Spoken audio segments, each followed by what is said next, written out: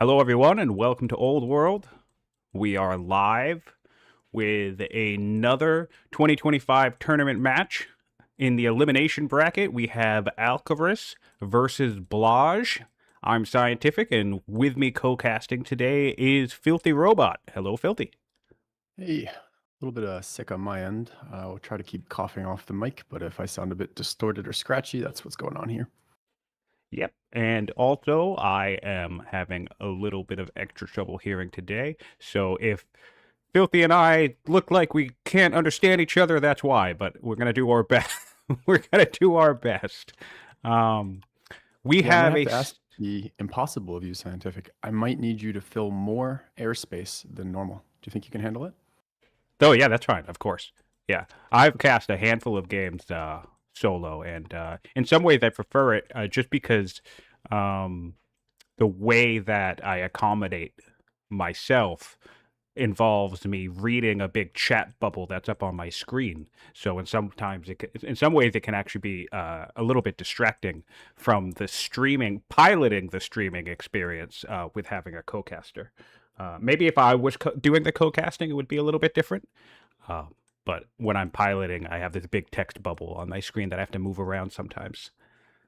But yeah, Kind of an exciting pick from Alcaris here as the tournament organizer. He has done his best to make sure there's content that will stretch between now and the rest of time. That's great. It's going to give you plenty of time to catch up the winner of the match before you, and then you and Alcaris or you and Blaj may end up facing one another, correct? Yes, I believe. Well, still have to face my next opponent. I'm facing Rincewind versus Marauder. So whoever survives that that matchup will face off against me. And if I survive the onslaught that Marauder has been giving most opponents through the elimination bracket, or whether Rincewind's determination, then yes, I will be up against whoever wins this match. So extra wide. And what is this? Yes. Is this continent? Yes. So this is an interesting thing. What's really amusing, if you're with us live, by the way, also, yeah, I'm checking chat. Sound check, if you can give me. I see a couple people in chat. That'd be appreciated. I had a little audio mic trouble last time. Yeah, so the interesting about this pick is Blaj actually had the decision here to pick map or pick, and Alcaraz and I have been joking, and some others perhaps in the tournament have been joking through most of the tournament, that virtually no one would give Alcaraz map pick because his comfort zone is in distance, right? He wants time to build up. He wants time to develop his economy, right? So if you're playing the player, the best way, in my opinion, to try and beat Alcaraz is to put him in the smallest arena possible and force him out of his comfort zone. So it's kind of funny that Blaj allowed him to pick the map, and of course, go figure, we have Alcaraz picking a tiny, ultra-wide map. So, and of course, we're landing on Carthage. So he has everything that he likes to have in his comfort zone working for him. He has his favorite pick. He has his favorite arena. So hopefully, and he has interesting. He has a loyal schemer. Not, well, I guess intelligent was nerfed, so that makes sense, I suppose. And 16. So we're going to see the extra tutor / event attempt here that you get from starting under 18. Oh, So that's probably where their loyal's coming from then. He probably wants to secure that income to be able to tutor. I actually know this because I was chatting with him about his potential options the other night. And this is a potential adaptation to a low gold start. So if he sees a very low gold start in his capital, then he flexes to loyal as one of his options, like affable, intelligent, or loyal, basically depending on the map, to try to play to the strengths of both Carthage and this extra stat start that he's going for. So that does make sense. We're getting an extra 64 gold income from the queen herself, and of course we got a court merchant with another 31 gold as well. So clever adaptation to the scenery. Really cool to see. Blaj has not made his pick yet.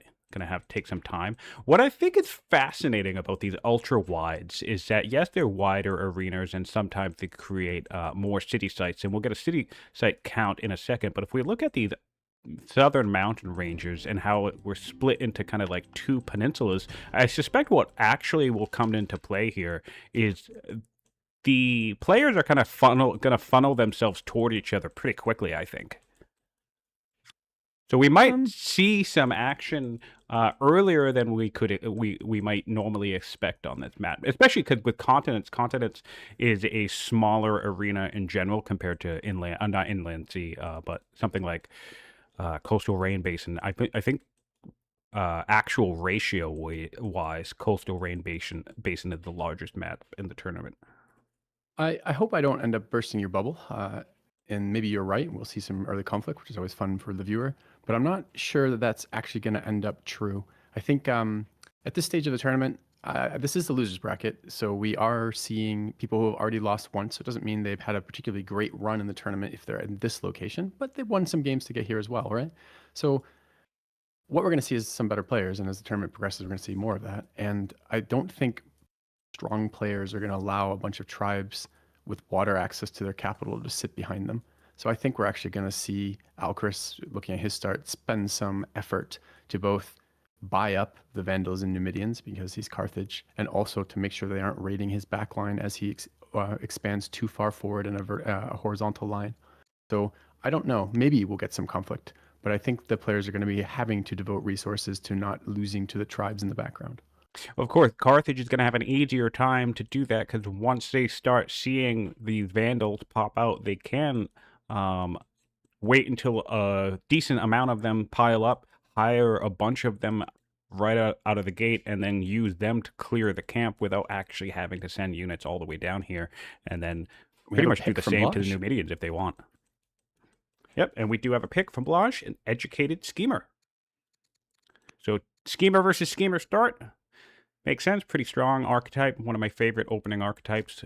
Very, very hard not to pass up the huge influx of orders you have. Yeah, just so strong. And many other things too. The scouts being fully invisible is great. In the early game, you war pretty much every single tribe you find anyways, most of the time. So the extra orders from wars is great. I have yet to do it, but Class is a big proponent of schemer adoptions too. I really want to try this. I keep meaning to and forgetting when I start schemer. So maybe we'll see that from one of the players as well. Yeah, I've done that once or twice and it can work out. I think what's interesting about that that I hadn't quite clocked until I really started trying it was since your heir grows up quicker, you actually get those stats quicker, coming online quicker. So like you don't have to, like when you go for a natural birth, right, you have to wait like 10 years before we can start tutoring them, but normally you can adopt like a 10 or 11-year-old and get to tutoring right away. So that's an extra 10 turns of stat boosts. So that's interesting. I hadn't quite thought of that. Yeah, it's pretty cool. We should look at a couple other things here too. Blaj has started with 18. Excuse me, I have to cough. Yes. So he won't be doing the tutoring trick. And then we should look at because they're traders, they both start with an extra courier because it's one of the family bonuses of traders. So Blaj is looking, started with a warlike orator with 4 charisma, 3 discipline, which is pretty good. I haven't seen his leader become assigned yet. So he's out of orders. So he's either not assigning in his capital this turn or not assigning in his capital with his leader at all. So I wonder if he will instead govern perhaps with his courier. I guess we'll find out. Honestly, the order purchase, maybe it's a little bit more important when there's a camp in range for you to move towards, but I think the order purchase. Oh, here we go. We have an order purchase. Order purchase. I cannot speak English on Blaj now. Yeah. So I suspect he'll move his scout out and maybe assign a governor or a general. We'll get that promotion. Yeah. So as I was basically what I was gonna say there is, I think the round 1, turn 1 order purchase on the schemer is arguably the best use of it, because oftentimes you have to decide, am I moving my unit? Am I promoting it? Am I assigning a governor? Am I doing an improvement? And am I moving my scout? Like although they're all things that you want to do, but there's never enough orders to do all of them. But the schemer actually has the ability to do every possible thing that you would want to do on the first turn Yeah. with no trade-offs. Yep. Well, the schemer trade-offs, but I agree, them vastly outweigh. And he did choose to govern. So this is very interesting because this setup doesn't allow his leader to gain experience, right? He's put his warlike governor in Babylon, and he has promoted his slinger with steadfast, which is great. That if there's any RNG between an identical traders match, one of them is the first roll of the promotions on your unit. So those are great promotions, but it does mean his queen not only being 18 instead of 16, so not getting those extra tutors and potential experience from that event, also will not be gaining experience per turn right now. Mm-hmm. I'm actually interested. We missed, or maybe you saw the initial roster of promotions on Alcaras' Slinger, but he did go for Eagle Eye, so that's not going to help his clearing pace. So it looks like he maybe didn't have a 10% attack promotion in that opening roster. I think I did look. I don't recall now. I did remember seeing Eagle Eye and wondering what he was going to do because I don't think he'd promoted at the time had done that. But the other thing about this is by the way, a byproduct of ultra wide, which I hadn't really realized how that map script was done. But it apparently part of how it's doing it is it's stretching, right? So what you're actually seeing is a greater distance between each camp. So on an ultra wide, you should pretty much expect not to be interacting with your first camp on turn 1 or turn 2 like you normally would, which means you're always going to hit that timing with the second barb spawning before you can clear that camp on ultra wides. And I agree, he's still going to have to attack them. So the fact he's taken a range bonus is not going to help his turns to kill things, but it's not going to be quite as impactful as it would be on a smaller map where it's going to actually make the difference between the first and second barbarian spawning or not.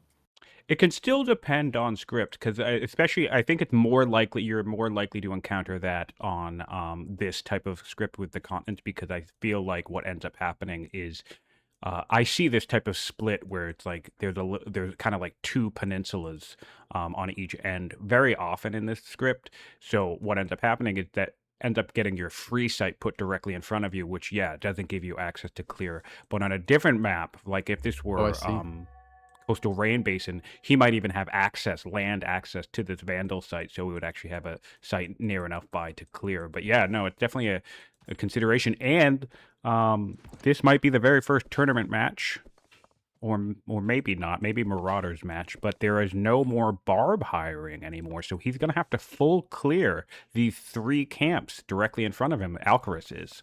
He's not going to be able to rely on mercenary purchases to ease his clearing burden. And some interesting developments here too. It is now, with this being turn 3, Alcaras' leader is 19, so no longer eligible for that event. So he did not get it. You'd notice by either a second trait or I say that a second trait or an experience boost. But I say that, but I see discipline. So that's wrong. He did get the event. What he got was a fallback for the event. That's why he has 2. Oh.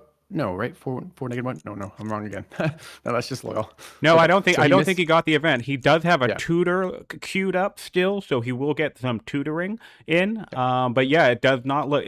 It's like a 70% chance that event will fire, and it looks like he did not get it. He didn't get it last night either when he was running one of his practice runs. But he is going to get humble for his tutoring, so that's not too bad. Plus 1 wisdom and discipline, which are the 2 stats he's mainlining right now. So that's a pretty good synergy to loyal and being a schemer. So not too bad.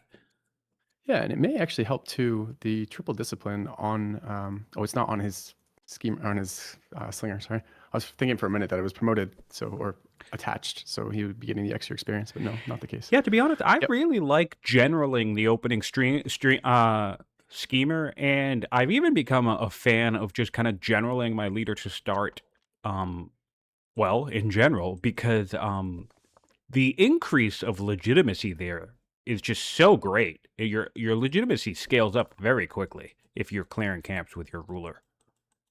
Yeah, I don't disagree. Although I do think this is probably the map type that most favors the leader as governor, since you are expecting to be fairly wide, like numbers of cities before you're getting into much conflict. So the governing abilities, especially the ones that scale per development level, are going to be a bit more valuable than normal.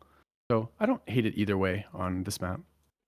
Yeah, it's always an interesting decision. That's one of the things that's nice about Babylon, and of course my personal favorite family landowners, if they happen to be in the capital. You don't have to struggle with that decision of do you want that extra growth to shave a turn off of the opening settler, because landowners in Babylon cities always get a 4-turn settler at the start of the game, which is nice to be aware of if you're thinking about running your ruler as a general for any particular reason. Couple other things to look at. It did look like the Alcaras is also got an Orator, also a Warlike. I wonder if that's mirrored in some way I didn't know about, or if that's just chance. What else do we see? We see the science was the other thing I wanted to comment on. Alcaras as Carthage with the immediate adoption, potentially, of centralization, although it doesn't look like he's taken it yet. Probably because he hasn't settled his first city, he doesn't have the civics for it yet. Sitting at 19 science, and Carthage sitting at, with the educated pick as opposed to loyal, sitting at 20 something, right? Yeah. Hey, you know what? I'm curious about that. Now that I'm looking at this, I wonder if, due to the way the seeding works, let me take a look at this. I wonder if you both settle traders, do you both get the same type of courtier?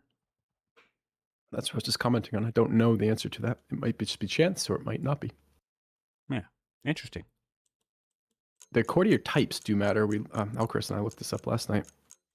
Yeah. So the fact this is a merchant matters. It limits the classes, the archetypes that can be part of. Well, no, I actually don't think that's the part. What it is they can still be any no, a court minister can be any archetype or not court. the ones you spawn off the families like this. Oh, Alcaris code mined it, or like pulled it up and pasted it. Oh, right? So from the family, you mean? Yeah, though they're still bound by preferences. Yes. They're bound by preferences. What do you mean by that? So like the family has character tendencies, so you're more likely to get a schemer, orator, and diplomat. So on your first turn, if you're spawning the trader's family, then yes, your courtier is the most likely to be a schemer, orator, or diplomat. But it can still be a merchant, can be any archetype. Perhaps we'll have to agree to disagree on that. The code that Alcaris showed me didn't suggest that. I would love to see a difference of that, but you can actually check his giant spreadsheet and you can see what's posted out of that, which ones they can be and can't be. So I think you're wrong, but it's possible that somehow the interpretation of that code is wrong. So you might possibly just be right from experience. What it does influence, though, is it influences the stat boost they get. So if you get like what happens is a court minister, for example, is always going to get a boost. Not minister, a merchant, for example, is always going to get a boost of extra discipline on its stat, regardless what archetype it is. But I'm fairly certain. I could be wrong, though. It'd be interesting to be corrected. I don't know if we have a Mohawk fella in chat, and of course, I can take a look at the spreadsheet. But I think I was under the impression that courtiers can be any archetype, but I could be wrong about that. Let's have a look at a couple other things too before we get too sidetracked. You and I tend to rabbit hole quite a bit, which is fun, but often misses some of the early action. I want to look at the tech timing. This one's kind of weird to me. I'm seeing a military drill out of Alcaris as basically his first tech after stone cutting. Yep, we went stone cutting into mill drill. I dig it. I mean, you'll get some training and you'll get some science off of that. Maybe he's worried about the lack of ability to hire tribes. I don't know if he's actually met the Vandals yet. It doesn't look like he has.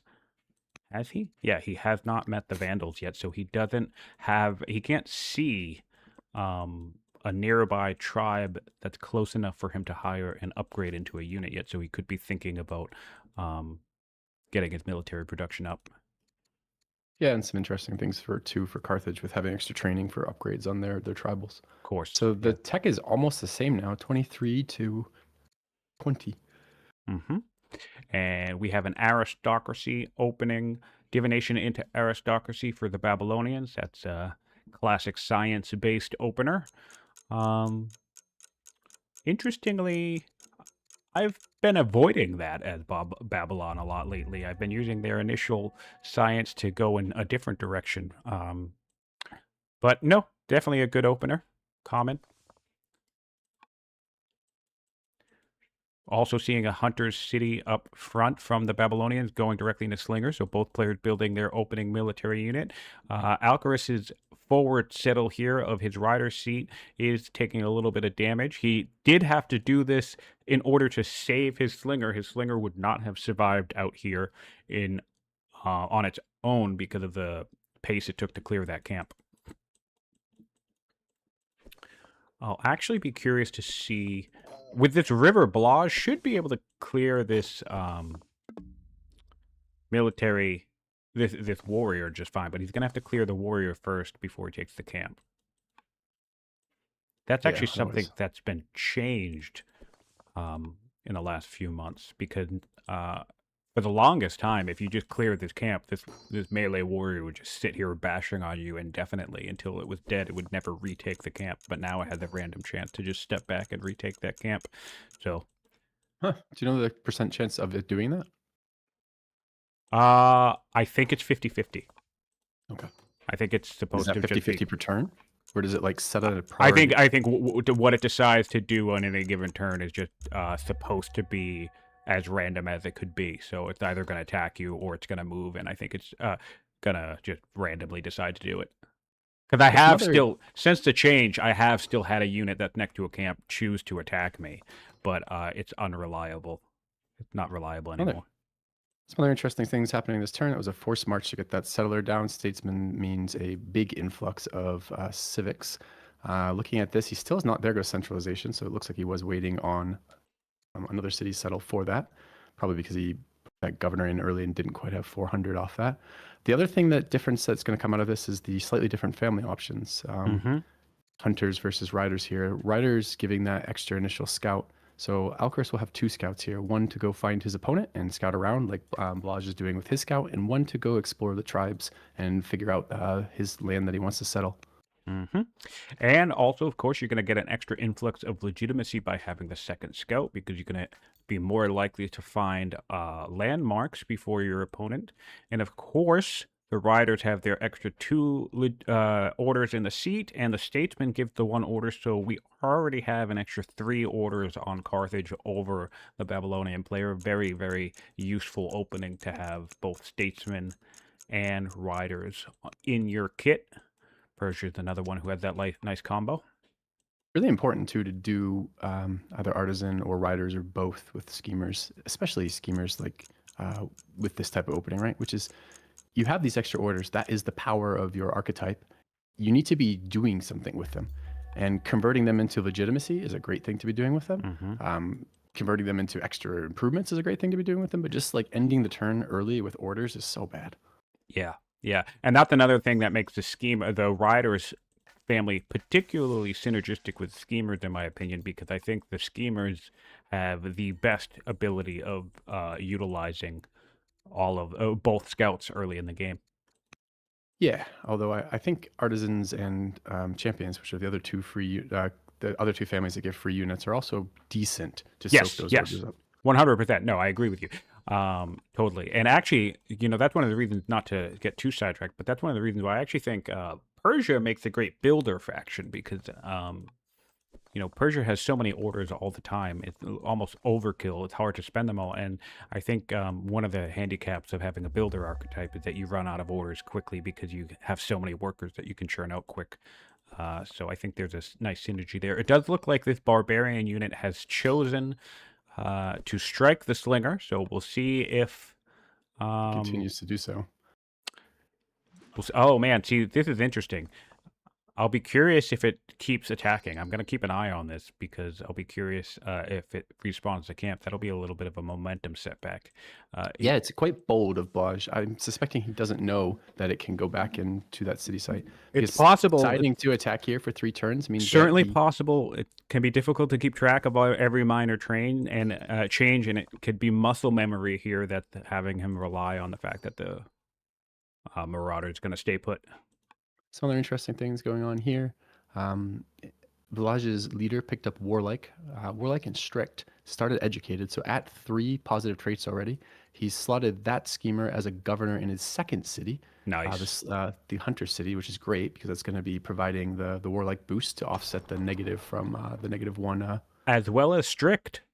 Yeah, exactly. So that next slinger will come out with the promotion waiting, and will come out faster than it would have otherwise, which is That's great. amazing. That's amazing. That's a real. Honestly, when they made the governor change where you can govern everywhere, I really went on a whole rant about the utility there, about being able to toss a governor into a second city immediately right away, because you can get things like this, like a strict character or warlike character that will, because like for example, even if you had a warlike character, right, and you didn't, that frees you up. Let's say we had a warlike courtier, which we did, but let's say it was a diplomat, so we could put it in any city. That frees you up from needing to settle a military family second, because you can just get that military output from any family with a warlike governor.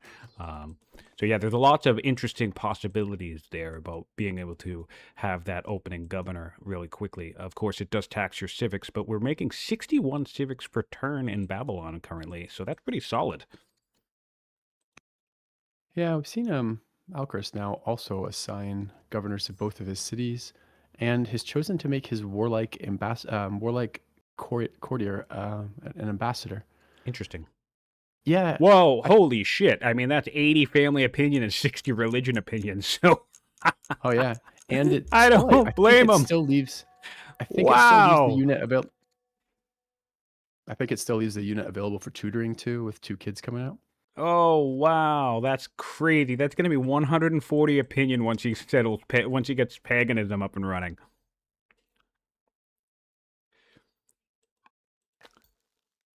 Okay, awesome. I'm just going to dip real quick into Discord, make sure I made my post about the fact that we're live. No, we didn't. I didn't. Okay, well, Someone else did, though. Someone else did? Great. Well, I'm going to do it again in general, unless someone did it in general. All right. Thanks for being here, everybody. Appreciate it. And if you're watching after the fact on YouTube, please give us a like, a subscribe, and leave comments. Help the algorithm, helps everybody get paying attention to the game that we all love to play and we're all excited about.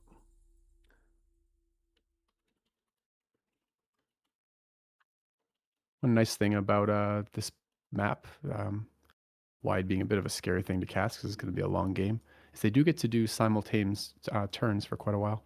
Yeah, that's nice. That's nice. Makes it a little bit harder to follow because we're having action every turn on both sides, but still think pretty nice. So what are we seeing now? 4-2 cities? Or 3-2?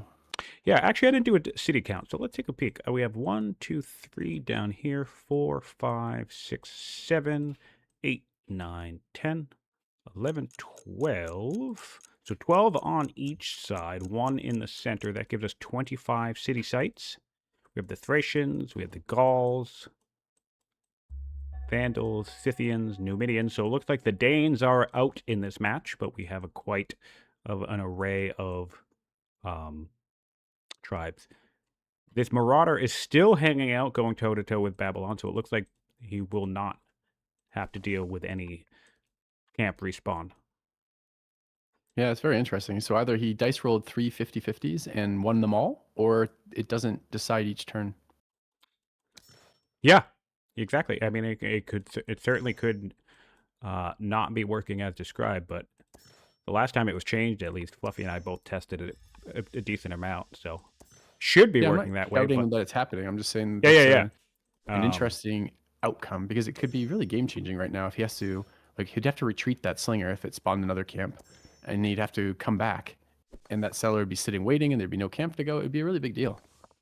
It makes me think of those games where I put my scholar as a general and you get something like 21% crit chance, and then you go out into the world and you crit the first barb camp 2 times in a row, and then you get to the next camp and you crit it another time, and so you suddenly out of nowhere you've cleared 2 camps before a single unit spawned. Yeah, yep, I get that. Occasionally on tacticians you see that too. It's very powerful. Yeah, it's crazy. It's crazy. It's a lot of fun when that happens. So I do like the use of the Babylon scout to keep an eye on it on Carthage. Carthage doing the same. Yeah. But I don't like how it does tie it up, right? If we look at the view from each player, Blaj has got that strip of land across the top as he's run as quickly as he can to meet Carthage, and that's it. And until he builds another scout, that's not going to get any better. Yes. Whereas on the flip side, the double scout opening from the Rider Nation gives a lot more map Yeah, explored. that's really the main benefit of that, I think. I think it can be very easy, especially perhaps in a single player context, but just in general, I think it can be easy to underestimate the value of a second scout, but it really is tremendous. And for exactly what you said, I think it's very valuable to send a scout clear across the map to keep eyes on your opponent. But then if you do that, that scout isn't exploring and getting you legitimacy and resources and all that fun stuff. So having two scouts where one can do one job and the other can do the other is very, very important. And I think one of the ways you can screw up a schema opening is to use those early orders aggressively, which is great, but not have a way to refill that legitimacy. And scouting tends to be a big way to do that. Yeah. No, hold on. Yeah, no, Beck, I read that. I thought my misunderstanding about the archetype thing is the question of can a merchant be any archetype? Can a merchant be like, so when we tutor, right? When we go in education, there's a question, there's a thing like if we do commerce education, you get things like schemers and I don't know, orators or builders or whatever else. The question we have is there a archetype restriction for what you get as a courtier if it's a merchant or if it's a soldier? That's my question. Because the only reason why, just to wrap this up quickly, the only reason why I think differently is because I'm pretty sure I've said this before, and I've had someone like Kitten or Fluffy correct me. And that's the only reason why I'm under the impression that it doesn't work like this. But I could 100% be wrong. But I thought I've made this assumption before, and I thought I've been corrected myself. But yeah, no, that's the question, Beck. But thanks for checking in on that either way. But yes, it is true that patrons get a minister and traders get a merchant. That's 100% true. Yeah. All right, so we have another settler coming up out of Carthago, worker coming up, another worker coming up. So Alcaras dipping into his workers, which makes sense. He's got a merc, he's got two slingers, so that's good for clearing right now. I think one of the things that got him into this bracket in his game against Nazar was he overcompensated for the fact that he doesn't build a lot of early military, and maybe built perhaps too many slingers in that game. Hello, Mojo. Yeah. Hello, Boldus. Hello, everybody who's with us now. Nearly 20 people in the chat with us live. Appreciate you being here. Thanks for spending your Saturday with us. Starting to see the Carthage advantage come out here. Those two slingers that Alcaras has built, now added to with that horse he recruited quite a while ago now, and another horse just being recruited. This is going to really rapidly increase his rate of clear as he gets enough damage to punch these camps down. Yeah, so and kind of like you had said. He may not. Oh, go. Sorry, 1 sec. Go ahead. He may not keep up with the settler production at the moment. He's not building them out of anywhere except his capital, but his his rider seat does have 2 wheat available. I think it's going to be a while though before we see anything come anywhere near close to the 25 food that the trader capital is pumping out. Yeah. Yeah, and I think he'll make quick work of the southern peninsula, which I think will be a nice advantage for Carthage here. Like he's doing the thing, he's like you said, he's not going to let these camps sit, but he's also stockpiling those mercenaries, and he should probably have a very easy opportunity to clear these in a pretty quick pace, whether he's able to settle them quickly or not. And I think that'll just make his game easier overall, especially if Babylon ignores this southern peninsula. It would be interesting to see where Blaj chooses to go after the settling of the third city, because he has this mountain pass in the Capindos Mountains by the marshland. Whether he chooses to kind of go off in this direction is a different question entirely. He's currently clearing the barbs in the north. So, yeah. That could make the game easier for Alcaras if Blaj starts getting raids from the southern peninsula that he has to go back and deal with later.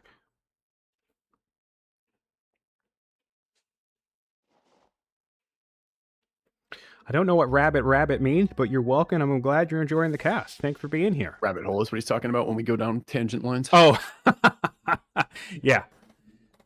I mean, that's part of the fun for me. I love watching, like, I'll go on the same rant in like 3 different games, and I've mused before to people, I've had, one of my insecurities is that, maybe it gets a little boring or maybe it gets a little off track, or we lose the plot or whatever. But especially in early these games, like there's a lot of build up going on. So one of the things I love the most about this tournament is it just creates an opportunity for all of us to engage and talk about Old World. With like, I think there's nothing more satisfying than having people that share your hobbies, because I mean, I can tell my partners about Old World all day long, but they don't play and they don't get it, so they just kind of nod their head, smile, and say, "Okay, well, I'm glad you're having fun." But you know, we can have in-depth conversations about Carthage and Babylon and all the schemers and everything else, and it's just fantastic. It's such a fun What time. you're saying is I'm saving your relationships. Yeah, kind of. Yeah, it's just it's an ecosystem. Yeah. Um, So some answers in chat now for what we were talking about, if you want to cover those. To resolve the conversation, to put a period on the end of this one. Okay, so interesting. Hey, Alex, of all people, thank you for confirming that. See, that's so interesting. I thought that before, and I feel like somebody corrected me. But okay, that's nice to have an official nod on that once more. So it doesn't depend on family type, but it does depend on. Well, see, no, that's interesting, because I would have. Yes. Oh, so that's where my assumption. I was assuming it mapped perfectly to education type. So he's saying, for example, for those not in the chat right now, for those of you watching on YouTube, so basically the statement of that thing that we just went over between Fluffy and myself about, Filthy and myself about the archetypes and courtiers, he's saying soldiers can only be tacticians, commanders, zealots, or heroes. So where I got this wrong and what my assumption was, if you look at the tactics education track, they can be tacticians, commanders, zealots, heroes, or schemers, right? So I thought that's where I thought the correlation was. So I was corrected at one point saying that's not how it works. I did not realize that they're still restricted by archetypes. It's just a specific restriction to a set that's unrelated to the education track. I kind of conflated the two. Interesting. Okay, cool. I love when I get to learn something new. That's always exciting. Let me talk through some of the implications of that too. What that means is, and also let's also thank Becht, who went through and had a look at the code as well, and came up with the restrictions here specifically for the traders, right? So here, the trader merchant is limited to orator, builder, schemer, zealot, or diplomat. Those are the 5 archetypes it can be. This is kind of important when you're picking your first leader and choosing to come into trader, and probably the same if you're doing a patron start and trying to utilize that minister. You have to be a little bit aware then of what your chosen archetype is for your leader, because otherwise you can start with a -60 straight off the bat. Yes. For one of those types, which is going to be a huge hit to those early yields that they're giving you. So. And then another thing, it's a little bit more of a dice roll because it will depend on gender, but if you have any intention of marrying the courtier, you could always do something like trying to match up an archetype with the person who you intend to marry or hope to marry, and that will give you a shared archetype bonus with that opinion, giving you a very, very happy spouse, which increases your yields that they will give you, both as a courtier and as a spouse. So that's another nice synergy that you can try to capitalize on. Yeah, and here, not relevant for either of them. They both rolled female leaders, and both their courtiers were female, so that didn't end up being relevant here, but it could have been. And I also wonder, again, that's probably not something that's mirrored. So there's a chance here that they could have had exactly the scenario you put down for one player and not the other player, which is always interesting to see the differences in a mirrored game where they start showing up.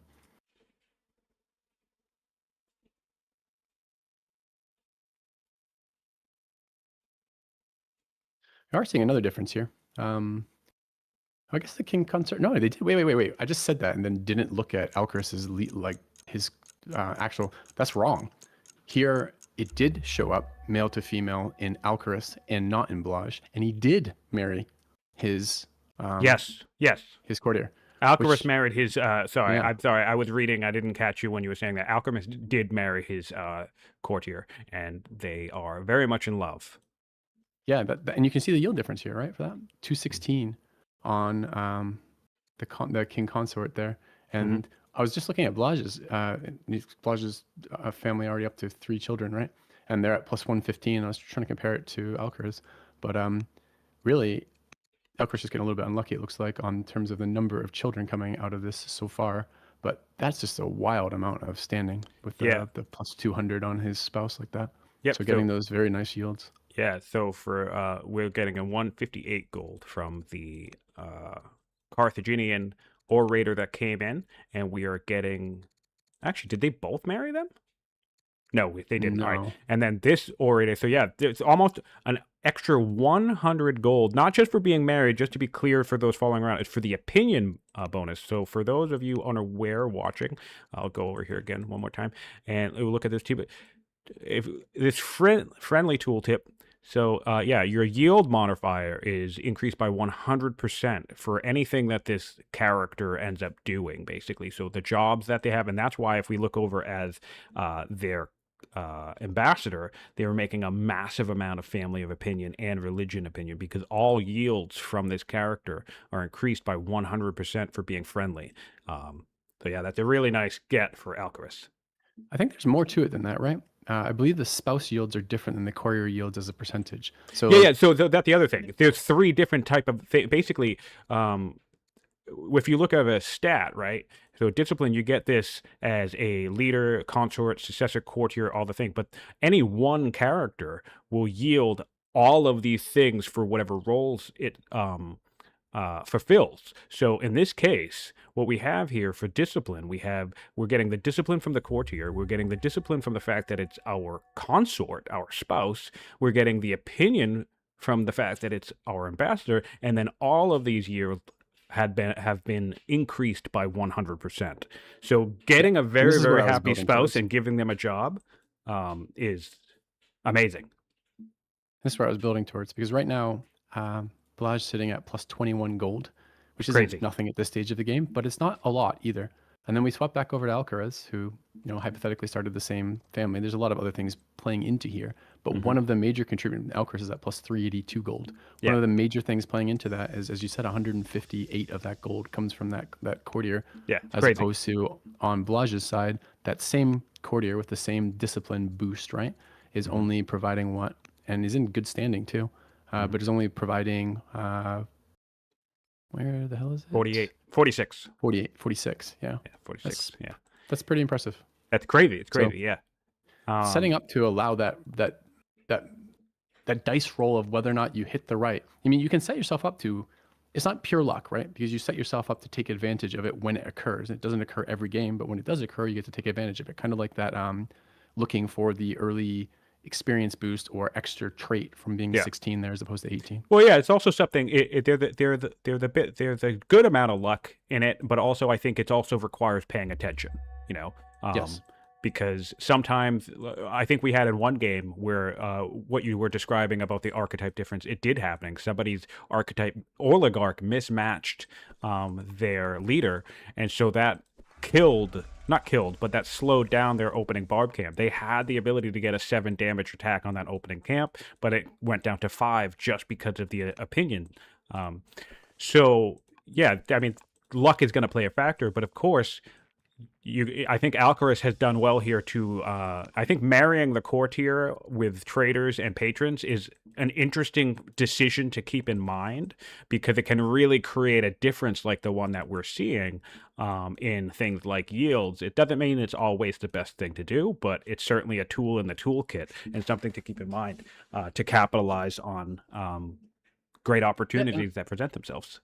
And it also synergizes really nicely with a point you made earlier, which I didn't know before the stream, which is I did notice that the courtiers spawned in with extra stats some of the time, but I didn't quite understand it was as fixed as that. So not only did this courtier come in and it has useful things and married and whatnot, but it's also an increased statted unit to begin with, right? Yes. So that's also random, actually. What you get is it's a roll between +2 or as much as +4 of the stat associated with the class. So a merchant, for example, can get a +2 or +4 extra discipline. Looks like our starting courtier in this game got actually, I think it looks like they got the full 4 if they were orators, because they have 3 discipline each.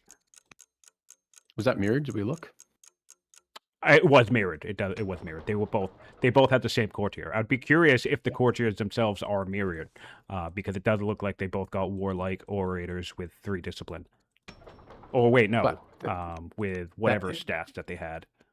Yeah, again, I always find it interesting because I like the competitive element of these games. So I like seeing where decisions matter versus where RNG matters.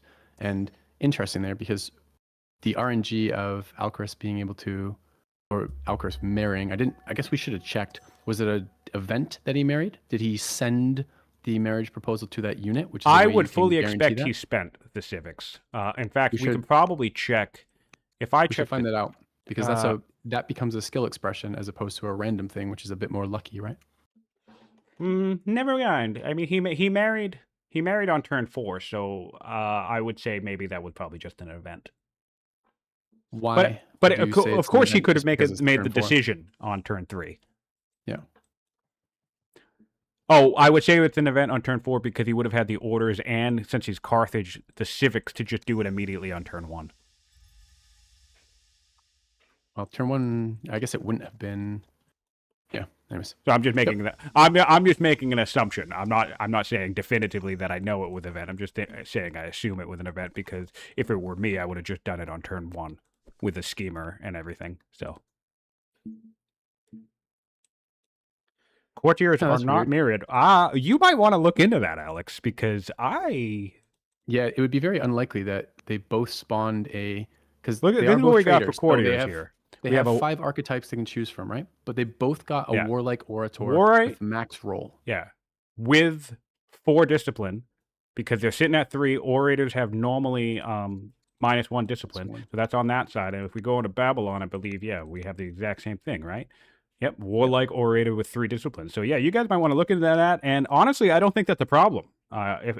No. The opposite of a problem. It's a good thing. Actually, I agree. In this case, I would actually agree. I don't think that's an issue if both players are going to get the same archetype on turn 1.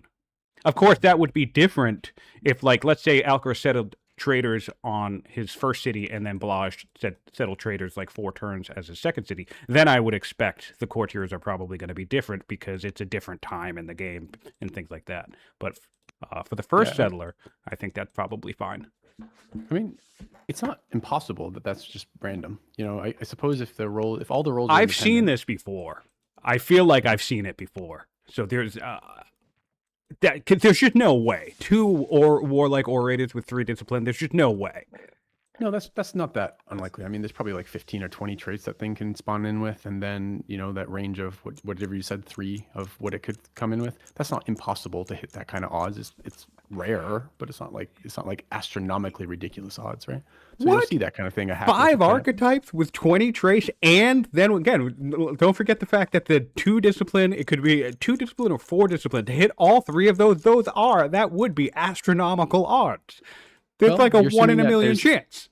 You're assuming all the traits are valid for these characters, and I bet you they're not. I bet you it's a restricted set of traits. No. I'm not saying even if it was only 15 traits. That we were talking 15 traits between 3 selections of different stats, so 2, 3, or 4 disciplines, and then 5 different archetypes for the merchant.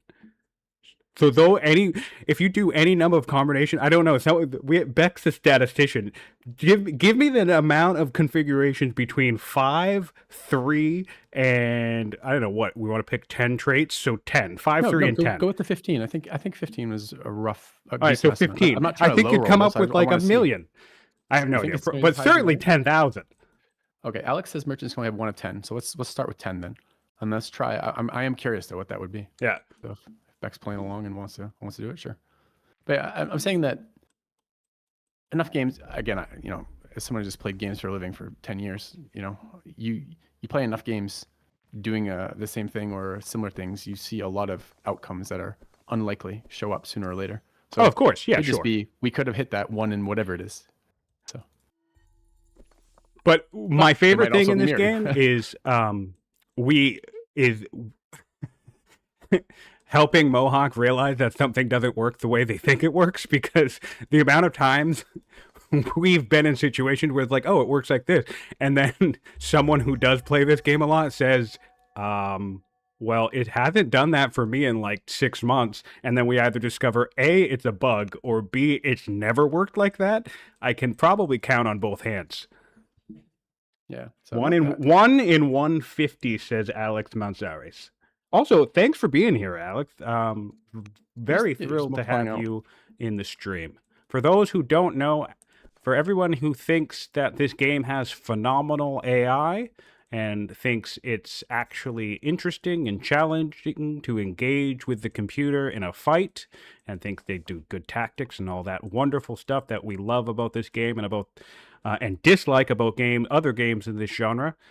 Alex Mansaris in the chat right now is the one man responsible for the AI code. So love him or hate him, here he is. Thanks for being with us, buddy.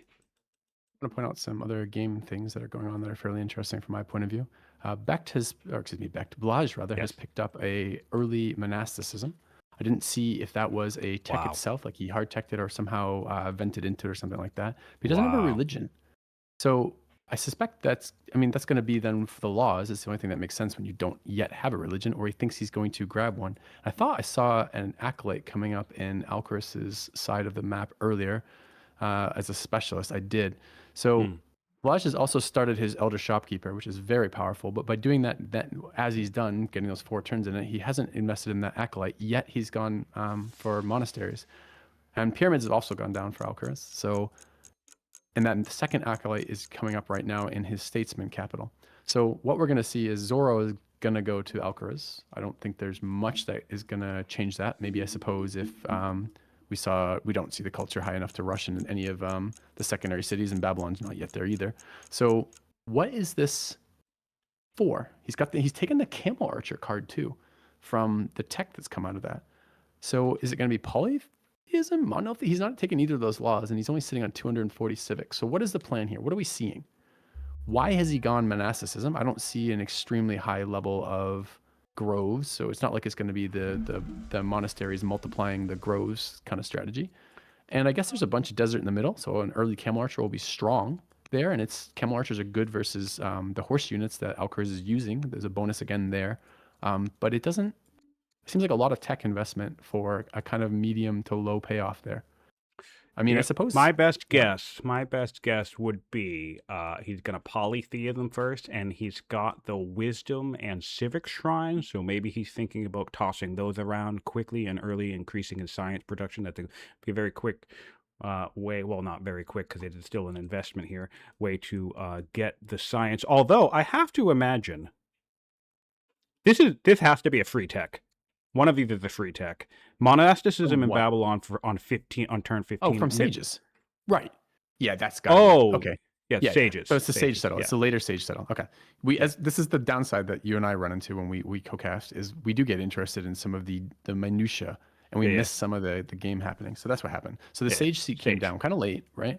That's his 4th city. He settled double traders before settling first sages, and then first sages essentially high rolled for him. Monasticism's it's as good as like Greek architecture for sages. It's the best thing he could hit. I think that's a good grab because A, it's a high cost tech, and then B, I always find that monasticism is one of the techs I like to grab last in the roster of like, hey, I'm trying to get my 4 or my 7 laws because for the kind of the same reasons that you say, I don't really know how to.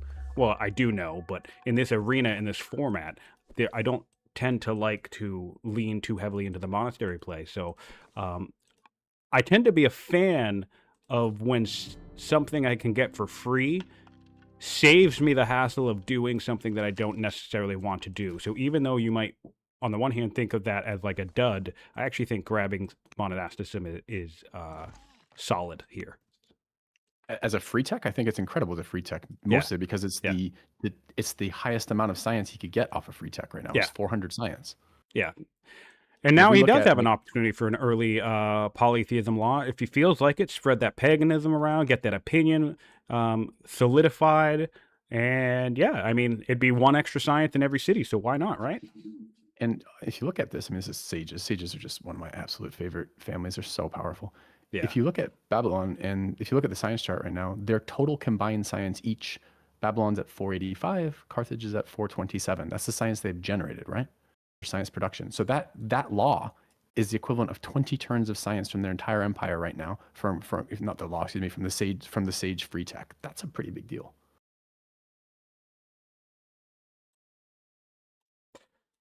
All right. Yeah, no, it's amazing. It's amazing. Sorry, I was getting caught up reading the thing about the random courtier people in chat. All right, yeah. So we're whoa. This is the even best thing about free monasticism. We're getting the free camel launcher, guys. Look at it. We're gonna have a camel launcher on turn 24. That's incredible. Sorry, I'm sorry. I'm caught. I know, filthy. Forgive me. You just had a whole conversation about it, but I'm adding my excitement into the pile because I'm caught up. I was reading. See, I can't do more than one thing. This is why I do not stream my tournament matches. By the way, because I play significantly worse when I both know I'm being watched, but also if anyone's attempting to chat with me at all. Yeah, for sure. So that's good because that gold difference is really large, and what that gold difference doing right now is it's going to allow Alcaras to do things like anytime he wants, he can just dump the money to full buy the stone for the types of things he's wanting, right? Yeah. So I'm really pleased that we saw a high roll on on that Sage thing because it may actually help keep the discrepancy in early game between Babylon and another civilization a little bit more under control. All right, yeah, no, and he's already taken advantage. Alcaras has already taken advantage of that. By the way, I'm mentioning this because I haven't yet pointed out, at least on the stream yet. The pyramids is under construction, so he has bought his first wonder. Which I mean, that's just so gross to get on Babylon because Carthage, because they already have all the civics in the world. So now to get a civic discount on laws on top of that is just crazy. Still building more workers, which is nice to see. I was going to say I don't like it, but I'd take it back almost immediately. Pyramids is incredible. Not only the law discount, it's the free order to begin with, right? The +1 order. And if you look at this, unlike Babylon has already unlocked 3 or 4 laws, and I was expecting to open the law sheet for Carthage and see that, Alcaraz has already taken a couple laws. He's only unlocked his first law, the one he starts with, and he's already assigned that ages ago. So that does mean that all of these upcoming laws are going to be discounted. So a huge civic saving. Yeah. And if we do a count for the wonders for those watching, we are looking at Ziggurat and Yadalakaya as the week. We have Necropolis, Lighthouse, Apadana, Mausoleum, Acropolis, Museum Chthon. The Colosseum is in the game. We have the Via Recta Souk and the Pantheon. So that is our roster of wonders for the match. And I think Alcaraz is probably going to have a bit of a leg up on that, especially because we don't really have good quarry territory anyway. We're going to have to rely on a lot of flatland quarries. So that gold income, that excess gold income, we're still only making 3 gold in Babylon. That's such a difference. It's really going to help out the Carthaginians in securing wonders. What do you think this iron that Babylon is investing so heavily in is going? He's already at 400 iron, and he's building more mines. I think this is going to be, Lighthouse is iron, as is, I was going to say Chthon, but that's not right. It's Colossus. So is that potentially where this is going? He's looking for an early lighthouse for some reason? Could be. He could just be interested in making sure his income gets high, and not his stockpile, but like his income rate gets high for when it comes time to maybe spam, lumber mills and things like that. Like I definitely don't hate the idea. Clearly in this situation he doesn't need iron, but I definitely don't hate the idea of building yourself 4 or so mines early on in the game. That way you don't have to think that way, in the sense of when you're early game and you are at 0 stone at -6 per turn and you don't have any money, you're not going to be thinking I should increase my stockpile of iron for later axes. You're going to be thinking, I need to fix this resource that I need. Right.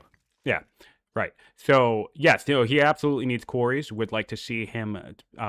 Honestly, if it were me, we have this whole band of arid tiles between Dilbat and Babylon. For my taste, I would just fill this entire band with quarries because that's how I roll. So, we are getting started on 1 quarry, and hopefully this next worker will just cross this border and he'll just keep spamming this whole avenue with quarries. He'll have a little bit of a light capital urban scape that I'll have to solve, but that's a problem for later. Yeah, yeah. I think it may be just literally he hasn't moved that worker. I'd kind of like to have seen that worker instead of building these mines in Babylon. Babylon's going to run out of space anyways, stuck on the peninsula like that. It's going to pretty much have to Yeah. use those urban tiles sooner or later. So it's going to have to delete those mines eventually anyway, in all likelihood. It kind of been nice to have seen that worker just be pushed into Hmm. and then you could be getting something else going on there. Yeah. Well, see, Alcaras is actually doing something that I think is going to solve that issue. And we'll see if he actually decides. He had the quarry pinned by the pyramid. I'll be curious to see if Alcaras decides to take the advantage of the fact that he can turn this into a quarry bed himself. And the thing that I think can potentially solve that issue of space is if we look out here north of Carthago, you see a shrine. And then what he can Yeah. start doing is building urban tiles northwards. And he can use this northern plain here, even though it is lush, so that would be good farmland. But just for the sake of flat territory, Yep. he could use that as his urban center all the way back in the capital. Babylon could create an opportunity back at their place to do the same thing, and then he wouldn't have to do things like delete these mines or these urban resources. Yeah, That's not a something I shrine think though.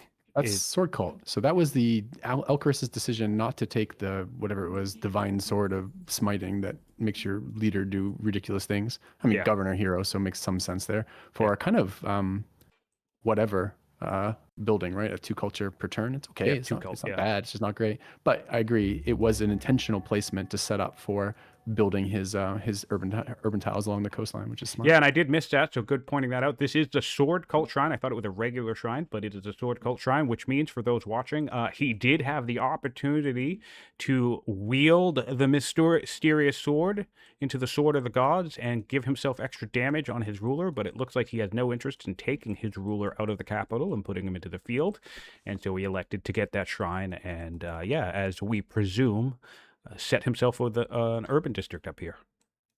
Something else interesting to talk about. They are taking their turns now, as opposed to, I think, right? These are turns now, as opposed to like back and forth. We I have do find that heirs interesting. for Babylon, and his heir is a tactician. Nice. Bold and humble. Pretty solid stats across the board. 4-3-3. No charisma, but wisdom, courage, and discipline pretty solid. Really nice. We should make sure that he Oh is wait, no. tutoring. And Yeah, no, that's the heir. I thought I was looking at the spouse. Yeah, that's the heir. I'm expecting to see that is a product of some tutoring. I have not been totally paying attention to that, but we'll see in a minute if this fires up again, because there's no tutoring happening right now. And he did either just finish, either his window was bad because you really want to do this at 10, 13, 16, or you want to do this at 11, 14, 17. 15 is an awkward number. That means he's missed one somewhere. So we may see that happen, we may not. But those are pretty solid stats, as you say. But I think tactician is a little odd. The middle is totally devoid of woods. So either you had some event and tactician was the best you could come up with from that. You think that's either. I'd be surprised if that was a choice. And Well, if it is I'm a choice, actually I'm going trying to to figure out stop you why. there because I'm pretty sure, I don't know if it affects direct heirs, but I'm pretty sure there's a bug in the game where children can get random archetypes. Currently, so it's entirely possible that a tactician could be completely random in this case. Because in fact, can philosophy? Oh yeah, philosophy can be a tactician. But I personally have not yet to experience that bug, but I've heard a couple of people report it, and so that could be a result of that. I don't know how it works or the context with which it happens, but it could be that. Hard to speculate. Yeah, on the other side, Alcaris is there looking around, 16, so close in age. Pathfinder educated Wanton, pretty nice. Wanton, a decent negative for the increased children chance as well as the charisma bump, which is pretty nice. Looking at this though, it is a continent map, and you were kind of expecting to see a lot of coastal resources, and certainly the capitals had a bunch of coastal resources, but there actually aren't that many on this map. So Pathfinder, really nice when there's a ton of coastals, but not so great otherwise. So maybe not the greatest of stats there.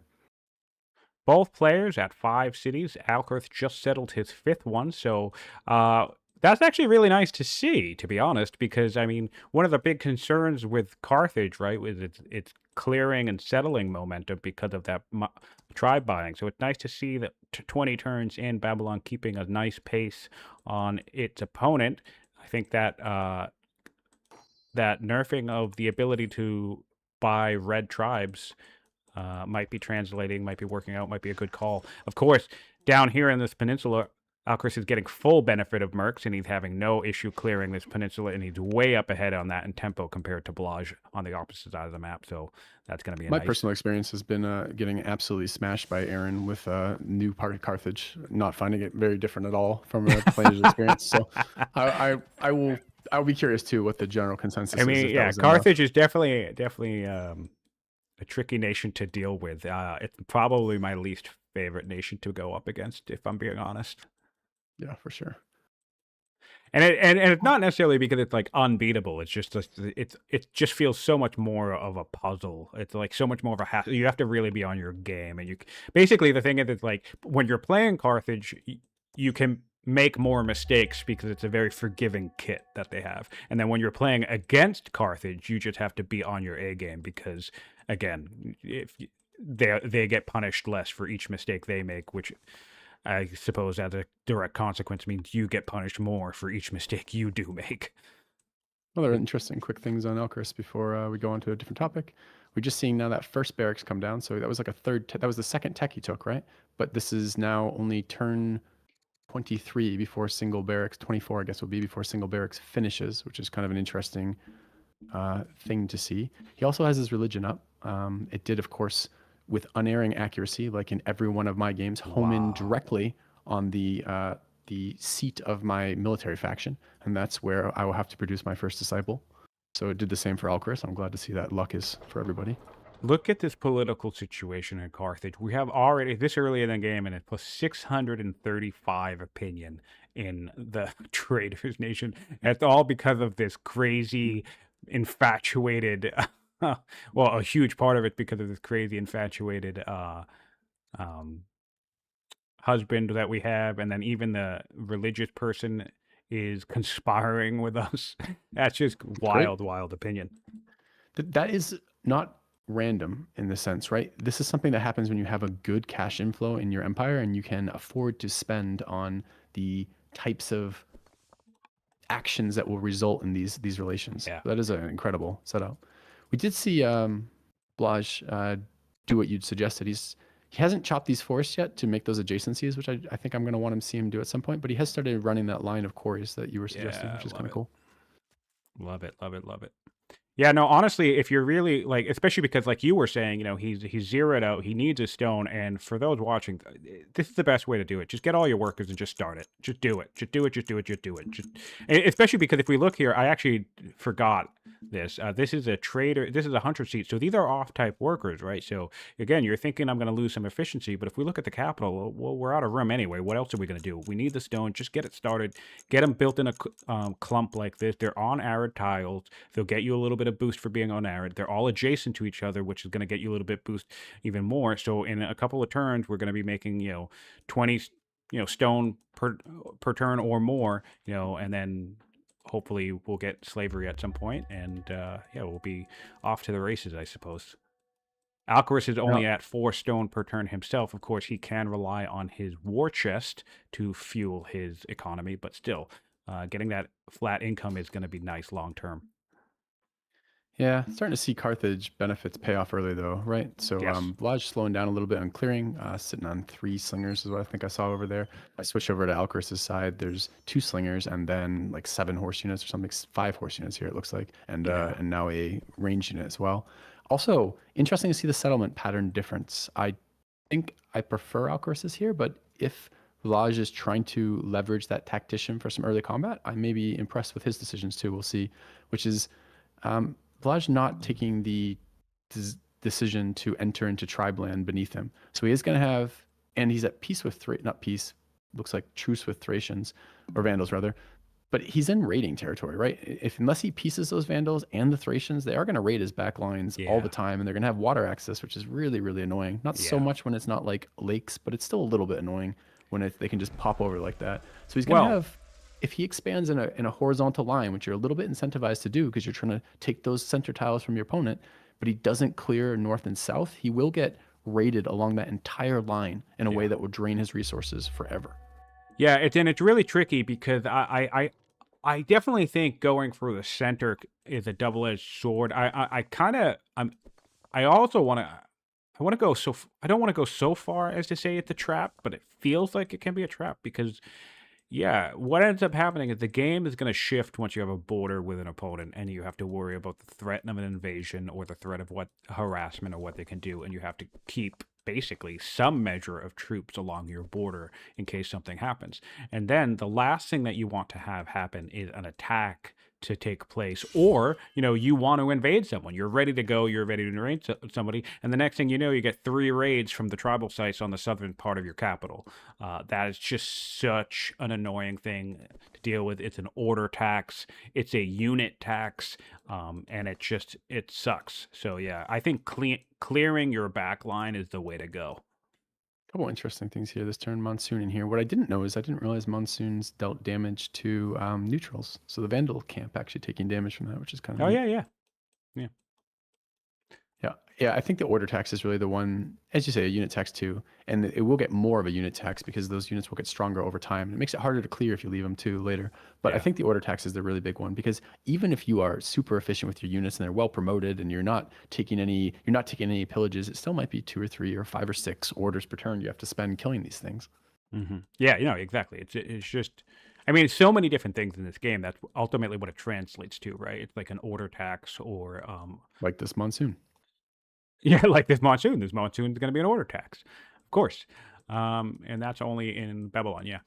So let's take a look at some stats. We're 25 turns in. We're going to be 25 turns in. Military score, naturally, Carthage is crushing it because Carthage be doing Carthage things. In the science realm, we looks like we have an advantage for Babylon because Babylon's going to do some Babylonian things. We have only about 80, 70 or 80 science net invested in the tech tree, but that does not include the free tech from sages. So there's an extra 400 science there from the sage tech to that keep in mind. Stack tactician is dead. So I guess she either had a coming of age death kind of event, or I'm not sure. But that heir in Babylon is no longer. Oh shit! That sucks. Let's see if I can investigate how that happened. Yeah. Let's see. No events. Oh!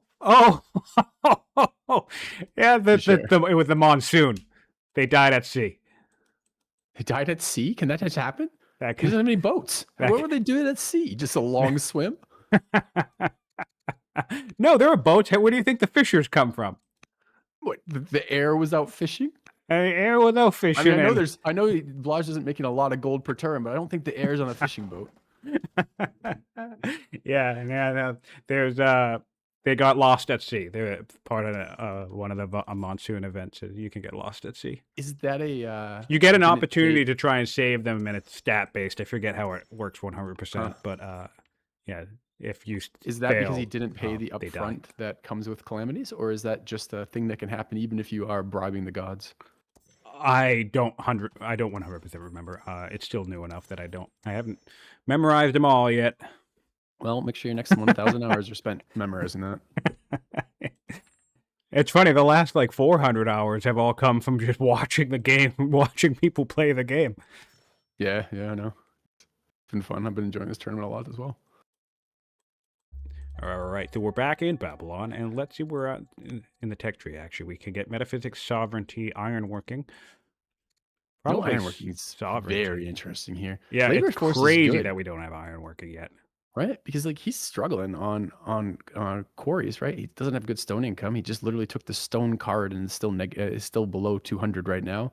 Yeah. Four kind of crap quarries and not even a great configuration. So not like this is desperate for stone, but we don't have labor force. Labor force right now is 4 stone per city, and he's on 5 or 6 already. Yeah, I think that's the trap you can fall into. And honestly, I do this every now and then. When it's all like, oh, I don't need ironworking right now because I'm doing all of this other stuff. I'm getting the other location, and then next thing you know, it's turn 35, or 35 or 40, and not only do you not have a warrior, which can be inconvenient, but then you realize, why the hell don't I have slavery or freedom yet? And then you realize because I didn't value ironworking high enough. And the other thing is freedom's value scales with the, it's a percent modifier. So if you Yeah. have a huge production site for growth, like Babylon's capital, Yeah, it's yeah, not yeah. like just because Babylon has good growth already that Hmm. freedom isn't amazing for them. It's actually better for them. I So agree. I actually love bringing it. I love double stacking it. Sometimes I'll play a game where I'll be like, okay, I'm playing Babylon, so whatever, I don't need it. But no, man, getting yourself 40% on top of everything is just wild. It's such a fun synergy. yeah, so I'm also kind of curious looking at these tech trees. So we know I guess I need to go over to Babylon and have a look at that because I want to drill down on that just a little bit right now. Looking through this, monasticism was the free tech, but he did that mean, let's see, aristocracy, rhetoric, military drill, stone cutting.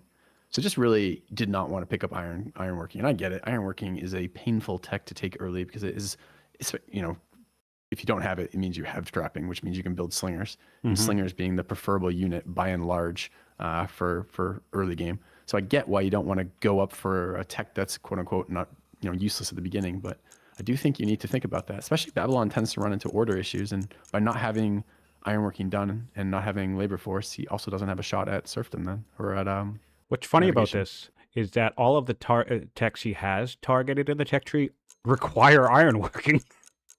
That's funny. But sometimes the tech rolls do not favor you, neither of them running scholars. So it is quite possible that that has just been a awkward series, right? Maybe his first or second selection was not, was up against ironworking, and it was a much better one, and then he hasn't seen it again at the time when he can take it. It does happen. Meanwhile, over in Carthage, we do have labor force. We have not yet adopted law. We are one turn I away know from why the too. ability. No, it's not. He's waiting on pyramids.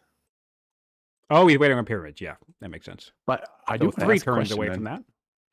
This is 200 civics per city on Alcaraz' side, right? So we have Hmm. 5 cities down. Yeah. Where did his civics go? So what has he It been looks spending like it he's on? governing most of his cities, which honestly, I don't hate that idea with Babylon because you sure as shit can afford it. He's rushed 2 things out of his capital, and he still doesn't have an elder shopkeeper, which I really don't like. That should, I think, be rushed here when he can. So if he's rushed 2 things out of his capital, it's almost certain that they were settlers. But where? Maybe, I mean, again, this is one of the downsides of going down tangents, or going on tangents, is sometimes you miss the details of what's happening here. And I am curious as to what were the decisions on rushing. I kind of like it and I kind of don't, right? I think it is very possible as Carthage to just bank all your civics and not do anything with it, which has no impact on the board, which isn't that great. But at the same time, civics are very, very valuable. So, and was this another rush that we just saw? No. I think with the fact that he's still going to get 200 per city, and then he's also going to have the pyramids, every remaining city he settles, which he will settle, I would argue, at least 3, very likely 5 more cities. That's every city that he settles from now on is basically going to be a free law. With Yeah. the pyramids. So, I mean, I think he can burn through some extra civics. Maybe he doesn't hit the sufficiency of getting the, slavery of freedom right away. But I mean, again, he's waiting on those pyramids. So, yeah, whatever. He can burn it, I guess. If you can burn it, he might as well. What are these governors doing for us, though? Out of curiosity. So I can be tempting as schemer to spend your orders, and as anyone, when you're looking around at your stuff, well, this governor would be good here, but are we getting a lot of value out of it? The scholar in the seat of statesman, not super valuable unless he has some family alignment that I'm not aware of here. The civics isn't bad, but there's nothing that, like, as a multiplier in general, but I suppose that might have been used to build that acolyte a little bit I faster. think so. So I would maybe think we'll so, give yeah. that one a pass. And the military, the ruthless one, the ruthless diplomat in Neapolis here is pretty decent and decent initially. I'm not sure if it's still decent, right? Decent initially in the fact that it was going to be trading that slinger a little bit quicker, but we're not seeing any more units being trained. And what about the governor in Thapsus, the other diplomat? Extravagant diplomat, just randomly in that thing. You might think it's for like family standing, but the diplomat governors boost the family type they're governing, right? So that's just another X amount of, I can't remember, 60, 40, 80, whatever the hell the boost is, but for traders. Traders are at 560. They certainly don't need another boost. So why is that there? I have no idea. Okay. I mean, I could guess, but I mean, yeah, I don't know. He could just be doing it. What do they have? They have Dude, a that fun camel just trait. Extravagant. No, that's not ideal. Yeah, just I'm not sure. crushed that unit. I am looking forward to seeing an early, like, leveled up camel archer. Like, I just don't, you just don't see it very often. So I'm just kind of curious what And we'll what's see going to from be it. really great is that this central battlefield that they're going to compete over has lots of arid tiles. So camels in general. In fact, let's look for camels on the map. Where are our camels? Are there any camels? I don't think we have camels on the map, boys. We do have a stompy boy right here. Bump, bump, bump. There it is. We might have another one somewhere, but I don't see a camel. So this will end up being quite an elite unit in this battlefield. It already does 14 damage to a marauder. I love this unit. That's so funny. Yeah, Crazy. although unfortunately, it's sometimes fun to have units that come out of cards like that. But your opponent who doesn't know your tech perfectly has to guess whether or not it's the tech carded one or the real one. I would love, with no camels on the map, Alcaras is just going to be able to identify that came off that card. It's actually going to give information away. Alcaras is going to know that Blaj has monasticism. I don't know that he's going to be able to figure out why or how, but he's going to know it's there because he can see the camel. Sure. Yeah, absolutely. Potentially. That's definitely one thing you need to look out for in this type of format. The little details like that you can spot of your opponent's setup can certainly inform what technology they may or may not have 100%. Getting husbandry now for the Carthaginians, which will be nice. I think we have some horses and cows up in Neapolis. It'll be really solid. Oh, and there's a horse right by the capital that was hidden from me because the banner has been hiding it for most of the game. The city banner has been, but we do have horses in the capital, and we just civic rushed an elder shopkeeper. I don't hate I'm that use very of that happy either. with that. Very happy with that. Yeah. That's a really, really solid use of civic rushing in the capital or in the trader Is that seat in general. If you're watching and that's not something that you do all that often, I'm a big fan of that personally. wildly, Babylon isn't developing culture yet in his capital. This is the difference of not building acolytes. Interesting. Like, even if your opponent beats you to religion, it's sometimes still, if you have no other source of early culture, like, not having access. I mean, this is now 3 units we've seen Carthage rush. Now, Babylon's not going to have the same civics float that Carthage is going to have, so it's not like he can be rushing these units. But Yeah. at the same time, you do want to be competing here. I mean, this wonder selection is a little, not lackluster exactly. But it's a little low impact maybe. But Museum and Kothon are both pretty good on this map, and the Legendaries Colosseum's pretty strong. I mean, arguably the second, I think, strongest wonder right now for Legendary Wonder. So I do want to see Blaj be thinking about, this is a big map. My opponent is a greedy player. I want him to be thinking about the fact that he needs to not let Alcaraz have every wonder that he wants without some contest. The culture difference in the capitals at the moment is only 4 culture per turn in Babylon compared to, I believe, 18 in Carthago. So yeah, that's a pretty wide difference. And that's going to get worse, right? Because again, I think some of this is due to the acolytes. Acolytes are such a strong early specialist. They are. Yeah, they're pretty solid. And of course, as Babylon, you could even do a 2-turn treasury. That's not painful at all, and you'd get an extra 2 culture per turn from the treasury if you want to do that. And that treasury would be in your trader's seat, so it would be even a little bit better than a traditional treasury, even on the front of gold as well. Yeah, sometimes a little tricky to remember that bonus. If you don't play Babylon a lot, it can go under the radar a little bit, but yes, worth considering. You need to get culture in your capital. That is a thing that is true. So we have a question. Solver's asking, who picked the map ratio? So yeah, we kind of joked about that at the start of the game because Blaj had the opportunity to decide whether he wanted to pick the map or decide to pick first or second. And he allowed Alcaras to pick the map. So we are looking at a tiny, ultra-wide map, because of course we are, because Alcaras loves his space and his distance and his time to build up, and Blaj was kind enough to oblige. Seeing some more Oh, this is now another decision I'm not loving from Blaj here. I'm seeing Alcaraz place a bunch of quarries, and he's quarrying over his incenses and the rest of it, right? Just placing quarries everywhere, basically. I think mostly for trolling purposes. But if we go back to the other side, this decision to settle west, continuing west from Blaj as opposed to hitting these south ones, means he can't take advantage of the adjacent bonuses that he can do with his monasteries, right? He has access to monasteries. If he can get a religion there, he can get some really sick groves going up with the double monastery over by the incense and olives. Yeah. There's 5 groves, I believe, on the southern peninsula. At least 5 that I can spot. I think there was one, perhaps not. I thought there was one in the starting area too, but I get it. I don't really want to go lane consolidation with no camels on the map and no easy groves. But nevertheless, it is something that his free tech opened up to him, and he's denying himself the ability to do something with it if he does want to later, because he's not settling that right now. Mm-hmm. Indeed. Yes, Alcaraz does have a zillion improvement pins. We can see a handful of them here. He has quarries all along the mountainsides set up.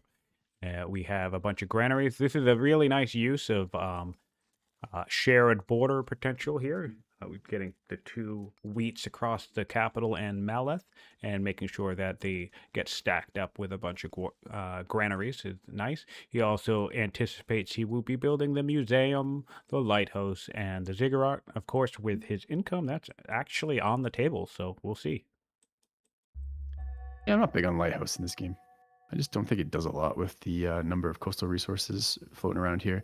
I suppose he's Carthage, and maybe he's thinking money and hamlets, but I do think the age of the tribe it's not anywhere near done yet, but I think it will peter out sooner or later, rather. You know, that is an interesting point, because as far as coastal resources go, this continent map is pretty light. There's 2 in the capital. There's a pearl right here, a pearl right down over here in the peninsula, crab at the bottom, and I believe that's it. There's like 5 coastal resources on each side of the map. And it's unfortunate, because I feel like it's very difficult to, not take traders on a continent map for the sheer possibility that there's just going to be this crazy pearl or fish hub somewhere.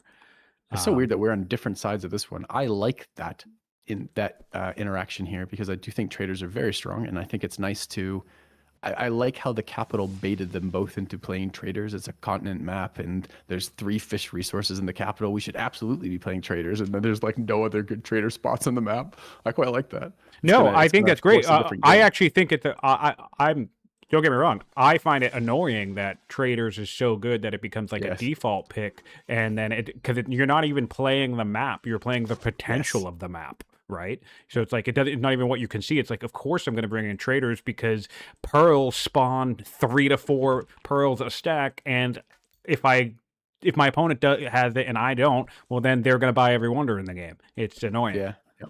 So yeah, but no, I actually think it's great that we have a very tame resource spread around this map that's not going to make traders just run away with the game. Of course, both players are running traders at this time, so it'd be less of an issue, but still interesting to see. And yeah, no, it is funny. Yeah. I just blinked on the follow-up for that. How was it? We will definitely be so this is the other thing. I mean, this is definitely Carthage's momentum benefit coming online at this point, because Carthage came down to clear their southern peninsula, and now they're coming up and clearing this northern site, which of course Babylon already has. But I feel like, Babylon's clearing the central Gaul site. I feel like with the amount of force that we're seeing out of Carthage will not be long from the center either. So I think what will happen is Alcaraz and Blaj will have themselves be more or less fully expanded around a similar time frame, with the main difference being that Alcaraz will have this peninsula and Blaj will not. And that's going to translate to a frustrating mid to late game for Blaj, I think. It's going to be hard for him to keep troops to deal with the threat of a Carthage attack while simultaneously back expanding into this peninsula too. It's going to be It's not very easy terrain to move into. It's heavily hilled with a ton of tribes packed into that little spot. So we'll see. We actually have 5 mounted barbarians, and they're all. Oh, you know what actually sucks? I just realized these are all Numidians. I think most of them are Numidians anyway. Let's take a look. We have 1, 2. Are they all Numidians? Yes. I don't. Yeah, they're all. Is one of There's them's 4 ranged and one is nomads, melee? and yeah. So those guys are also going to get the nomad bonus in the center of the map. Oh, I see. I didn't realize one of them had a nomad bonus. Yeah, all 4 of them do. Ah. The Libyan, oh, sorry, actually no, any melees won't. So yeah, it's 4 nomad skirmishes. So yeah, this where is it? Oh, he has to be upgraded to level 5. And once you're upgraded to 5 strength or higher, you'll get that promotion. You get the nomad promotion on the Numidians. Only for the range unit though. This cash difference is killing me right now. Poor old Babylon. 31 gold per turn compared to Alcaras' 500. It's wild. It's wild. Huge. In fact, let's take a look at that on the chart itself. Yeah, I want to see that too. We Pull that up. have 540 income currently versus 31. But look at this stream the whole way. We have currently 9,000 income in the game versus Babylon's 1,100. That's like 2 wonders. Or whatever else you want. That is a lot of things, is what that is. That is massive. Massive. And again, yeah, that's a happy husband. A happy husband doing a lot of work for you. 200 gold per turn. I mean, there's another 300 coming in after him, but still. Oh, it's his loyal too. Yeah. So yeah, humble, loyal. I forgot loyal ended up being a nice play here. So I really dig that pick. We saw there was another game I saw where someone picked loyal. I would think it was a loyal judge, and that play ended up losing, but it was still a nice performance. So loyal, I think, is a pretty solid opener, to be honest. Probably not talked about enough. Discipline, just a solid stat. It's just a very good stat, especially early, right? It just it fixes all your flaws. It hides all your flaws by smoothing out your income on everything. Now, what the trick we need to make sure doesn't happen, because I think this is what got Alcaras in his Zara game. Let's take a look here. It doesn't look like he's falling into it quite yet. Well, I mean, he could use some more mines, I suppose. But he doesn't want to neglect his economy, because if he keeps relying only on gold, then in the late game, he's going to be broke. Yes, he will at some point have to transition to actually producing resources as opposed to just buying them from the little people who live in my tiles. Yeah, exactly. The tile people. That's right. We're getting them rezoned, finally. Years of oppression. That's funny. All right, we'll see in Warrior in Dilbat. We have a shrine. Is that our first shrine? No, we have second shrine. Oh, we're taking advantage of polytheism. I like this. So yeah, our early mono grab, we did grab polytheism. We're putting a second civic shrine out in Dilbat. We're doing a science shrine up in Larsa, which I like. Really solid to have those shrines early. You like those one science shrines? I always feel like they're so worthless. I mean, science is science, depending, especially early on, I guess. Science is science, sure, but more science is more science by that logic, right? And less science is less science. This is one, not scaling per city. This is just one. Yeah, sure, but it's think of it like how many opportunities we do. There you have the mill, you have the grove, and then I guess the library itself, right? Those are the only 3 opportunities you have to create science directly on the map. Oh, the monastery as well, which he can also build, but he doesn't have a religion yet. I'm surprised that for getting free monasticism didn't rush him into getting Zoro, but maybe Alcaraz had already beaten him. I guess we didn't quite keep track on that. That was turn. I did keep track on that. He did beat him pretty resoundingly. It was turn 23 for Zoro. Yeah, but we are seeing it now, right? Husbandry is highlighted for Babylon, and it is possible he's just doing that for the single horse he has access to. 2 horses, I guess he has access to. But I think no, that's 4 horses. That's reasonable too. So it's going to be orders, but it also gives him the chance to grab the crappy religion, Judaism, the very expensive rancher religion. Yeah. Which he needs. He needs it. Master Acolyte in Babylon's capital. Well, I like the culture. We were talking about that earlier. I don't really like the master as opposed to just the first tier. I'm not sure why we Someone want the had second an tier acolyte. interesting question in Discord about that. That got me thinking. They were saying, comparing it to an early decree. I think it was Decree 2 is something like 60 civics and gives you. Well, let's look it up. I honestly don't use Decree enough myself, to be honest. Decree 2, 6 orders. So 60 civics for 6 orders. And then they were saying how it for a master acolyte, it was also something like 60 civics for half an order, which, of course, on its own is a bad comparison. But over the life of a game, that 0.5 orders is actually going to become way more than 6 orders. And It's not the increased level of acolyte that I'm complaining about. I don't mind elder or master acolytes, and I think there's a lot to be said for having a permanent source of orders that you've generated that gives you other things that you care about early, like culture and science, that you care a lot about early along the way. I think it's more in that capital right now. I don't like it because it's I suppose only a 4-turn build, and there's an orator in there, and it's a 6 charisma orator, but he's gonna he's not going to be producing the things his capital wants to be doing, which I think again is still by I was going to say order of magnitude, but not exactly. His capital is still 30 growth, and his next best city is 16.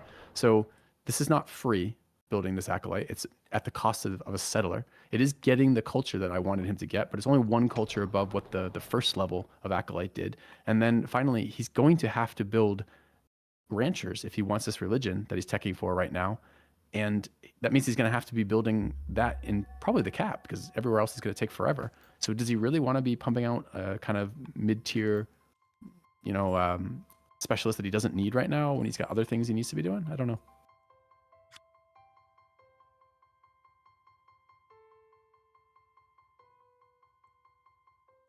so, yeah, that's an interesting question. And the other interesting consideration about that is every specialist you build increases the cost of all specialists by like 5%. And that includes when you finish a rank of a specialist. So Is that true about the ranks? I didn't know that.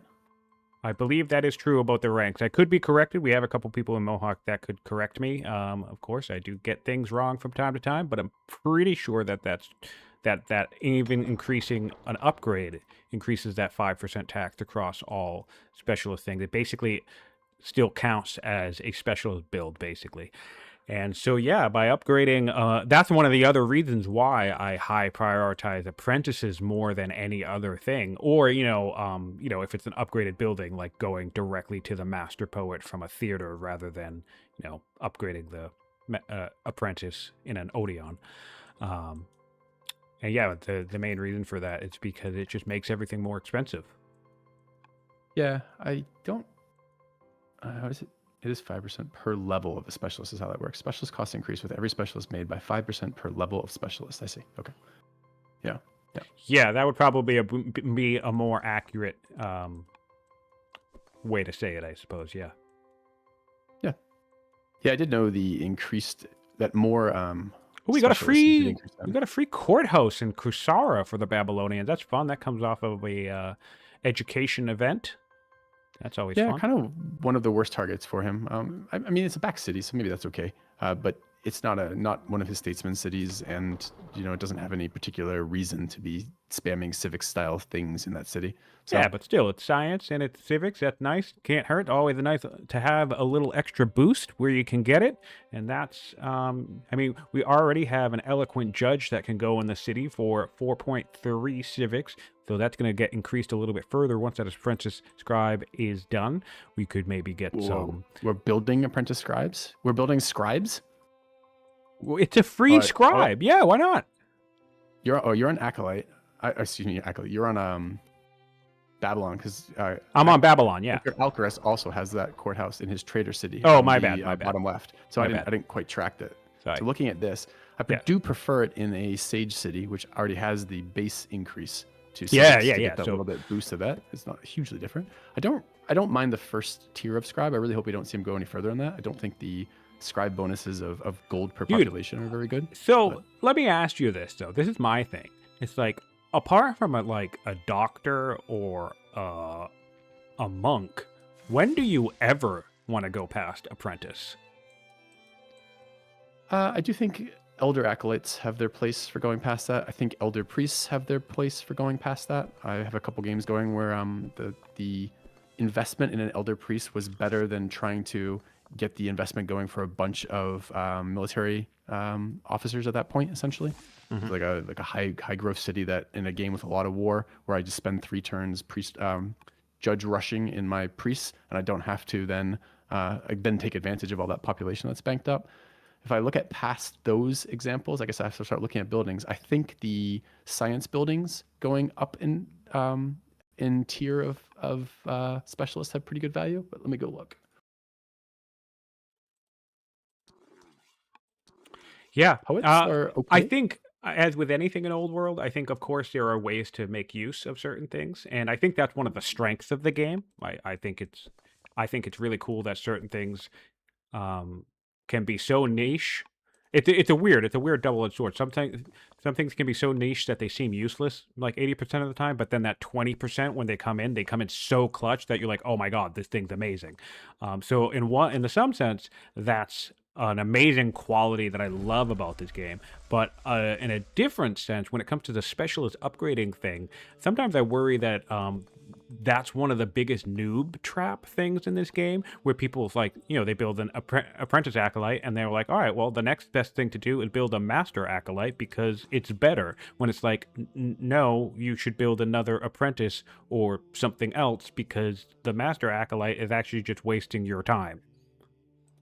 Yeah, I think the only answer I'm going to be willing to give on that, I think, is the maybe the unnecessarily nuanced one, which is, I think, looking at those all those specialists, the only one I find that I really don't want to ever build is courthouse specialist past level 1. All of the other ones seem to me to have a time and a place where I do want them, even if it isn't a lot of times and all of the time, right? So I like, especially early, I like to see just that first tier of investment in urban specialists, because I think that is the most bang for your buck. Of course. But I do think all of them have pretty reasonable use cases outside, again, of the courthouse ones. Seeing lots of worker spam for Alcaras, classic fashion. But of course, if he's tracking, he knows that he's similar. And I believe Babylon was actually just weaker of just only a few turns ago, maybe 5 or 10 turns ago. So yeah, he knows that he has some level of safety here. He does have. Does he have a strict? He does have his Libyan cavalry finally. So he will have Nomad on that. And it has 1 more upgrade to go before it's a 6 strength unit. So yeah, he has some solid protection, so he can play greed here. That's probably the main advantage of Carthage, is that they're pretty much the only faction. I mean, I guess some champion nations can get away with it too, but they can play very, very heavy greed, and it's difficult to punish that, especially on a wider map, which is of course why Alcaraz chose it. They are sitting across that desert from each other now, and they're both aware of one another. The scouts, yes, they not are only invisible in forests, but schemers are invisible everywhere. So this is going to, even if you know your opponent really isn't coming after you, it's going to impact you psychologically a little bit to be too far from where they could be moving towards you, kind of yes. deal, right? Yes, that's what I was saying. It's like having some level, even if it's like Shurupak and then the Vandal site across the way that Carthage will likely settle, that's quite a bridge to gap. But even being this distance away from your opponent, there's going to be a heightened anxiety there once the city is settled in the Vandal site, because you're never going to know, short of having a scout or whatever. But like, there's always this question of like, when are those 5, 6, or 12 or whatever many units that I see stacking up? Are they going to try and cross this valley and attack me? And then, that makes it hard to divert the time to come south and clear this peninsula if you're Babylon. Unfortunately, I kind of like this terrain from a viewer point of view, which is that this is entirely flat across there, and it's not that many tiles. And Alcaraz's leader is swift, which means all of his units are pretty quick. Yep. So gonna be fun if that goes hot up there. I just want to do a quick air check here. So Alcaraz has decided on a judge follow-up, which I think is very solid. Looks like nice stats too. Schemer to judge is really nice. Yep, I agree. And it's going to be a little bit of a problem for like them sitting around because they're not going to be at great odds with each other. But I bet you because the dad is presumably the leader of the that faction, he's going to have got the intercessions off if he wants it. And if I look black on Blaj, what are we looking at for that heir? Also a judge. Bold, somehow. romantic, humble judge on Babylon. Yeah, so interestingly enough, Nice they're both stats. going now. We did lose our tactician, like you noted, to the monsoon, but yeah, we now both nations are going to schemer into judge, so that's going to be an interesting playoff for to watch our players unfold their strategies around those archetypes. Yeah, judge, very, very flexible archetype. Something I that love the this judge. tournament The has judge, given my me favorite archetype. Yeah, it's given me so much respect for that archetype, and getting destroyed by Aaron repeatedly with always going judge first has also given me a little bit more respect for the judge. But Yeah, here it's a you great can- opener. It's tricky to make work, but it's a great one. You can see it be used offensively or like kind of SimCity, right? Because you can Yeah. do it timing push. I'm gonna slam my garrison, immediately upgrade that into stronghold, and I can get my unit out 5 turns early or whatever it is for that stronghold build. But you can also see it used just for things like, I'm going to invest. This courthouse I have over here is going to go up to a ministry. I'm going to invest in Odeons, and they're going to go up for everything else. So I'll be curious to see if we see them used aggressively or defensively here, or a bit of mix maybe. Yeah. I think the issue with the judge is it's a skill floor thing, and this isn't to say about anything about anyone who is skilled or isn't skilled at the game. It's like I'll cover my ears. No. It requires so much attention to detail. Like the schemer, for example, of course you need to make sure that you're buying the orders and you don't go overboard, or like, there's things to keep track of, right? But like the schemer is arguably the strongest opening archetype, but it's strong because its advantages are just so easy to capitalize on, and it's so easy to just get you ahead. Now, whereas someone like the judge, I think it's probably not the strongest opening archetype, but it's certainly a good one, and it's certainly a powerful, flexible archetype. But its level of flexibility comes down to very specifically how you micromanage its strength. You have to be aware of what it does, and you have to have a plan to enact and take advantage of what it does, such that basically, like the schemer it's hard to punish a player for using a schemer. The judge, it's very easy to misuse a judge. Yeah, perhaps I'm still learning the minutiae of them. I like the idea of them. They've played very well against me, and I love them as like a second leader, but I haven't found them super good for me as early leaders. They are phenomenal second leaders. Yeah, I think there are a lot of the archetypes make really good second leaders. Builder, the one that people like as openers, but I think they actually make really good second leaders too. Look at all of these lumber mill pins. I know, I saw that too. That's so funny. Alcaras and his pins. It's just. I could it never play this way. I could never do it. I do play this way. Oh, I And can't. I love it, particularly in a multi-session tournament. But I think they're scheduled to play tomorrow, but that may or may not happen. I wasn't sure if that one's finalized.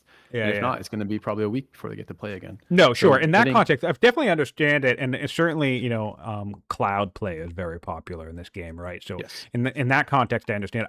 I literally don't think I could play because like look, this tooltip is blocking my. Oh, I mean, I guess I would have that option where it would be hidden on the worker, huh? Yeah. So. Well, let me continue to blow your mind. Then I play with that option disable because I want to see them all the time, and I put a lot of pins down too. Yeah. No, I like not hidden because that's just better. It's just better for me. I like seeing. It's for me. It's like dumping your process onto the map, right? Yeah. Of what you're thinking about.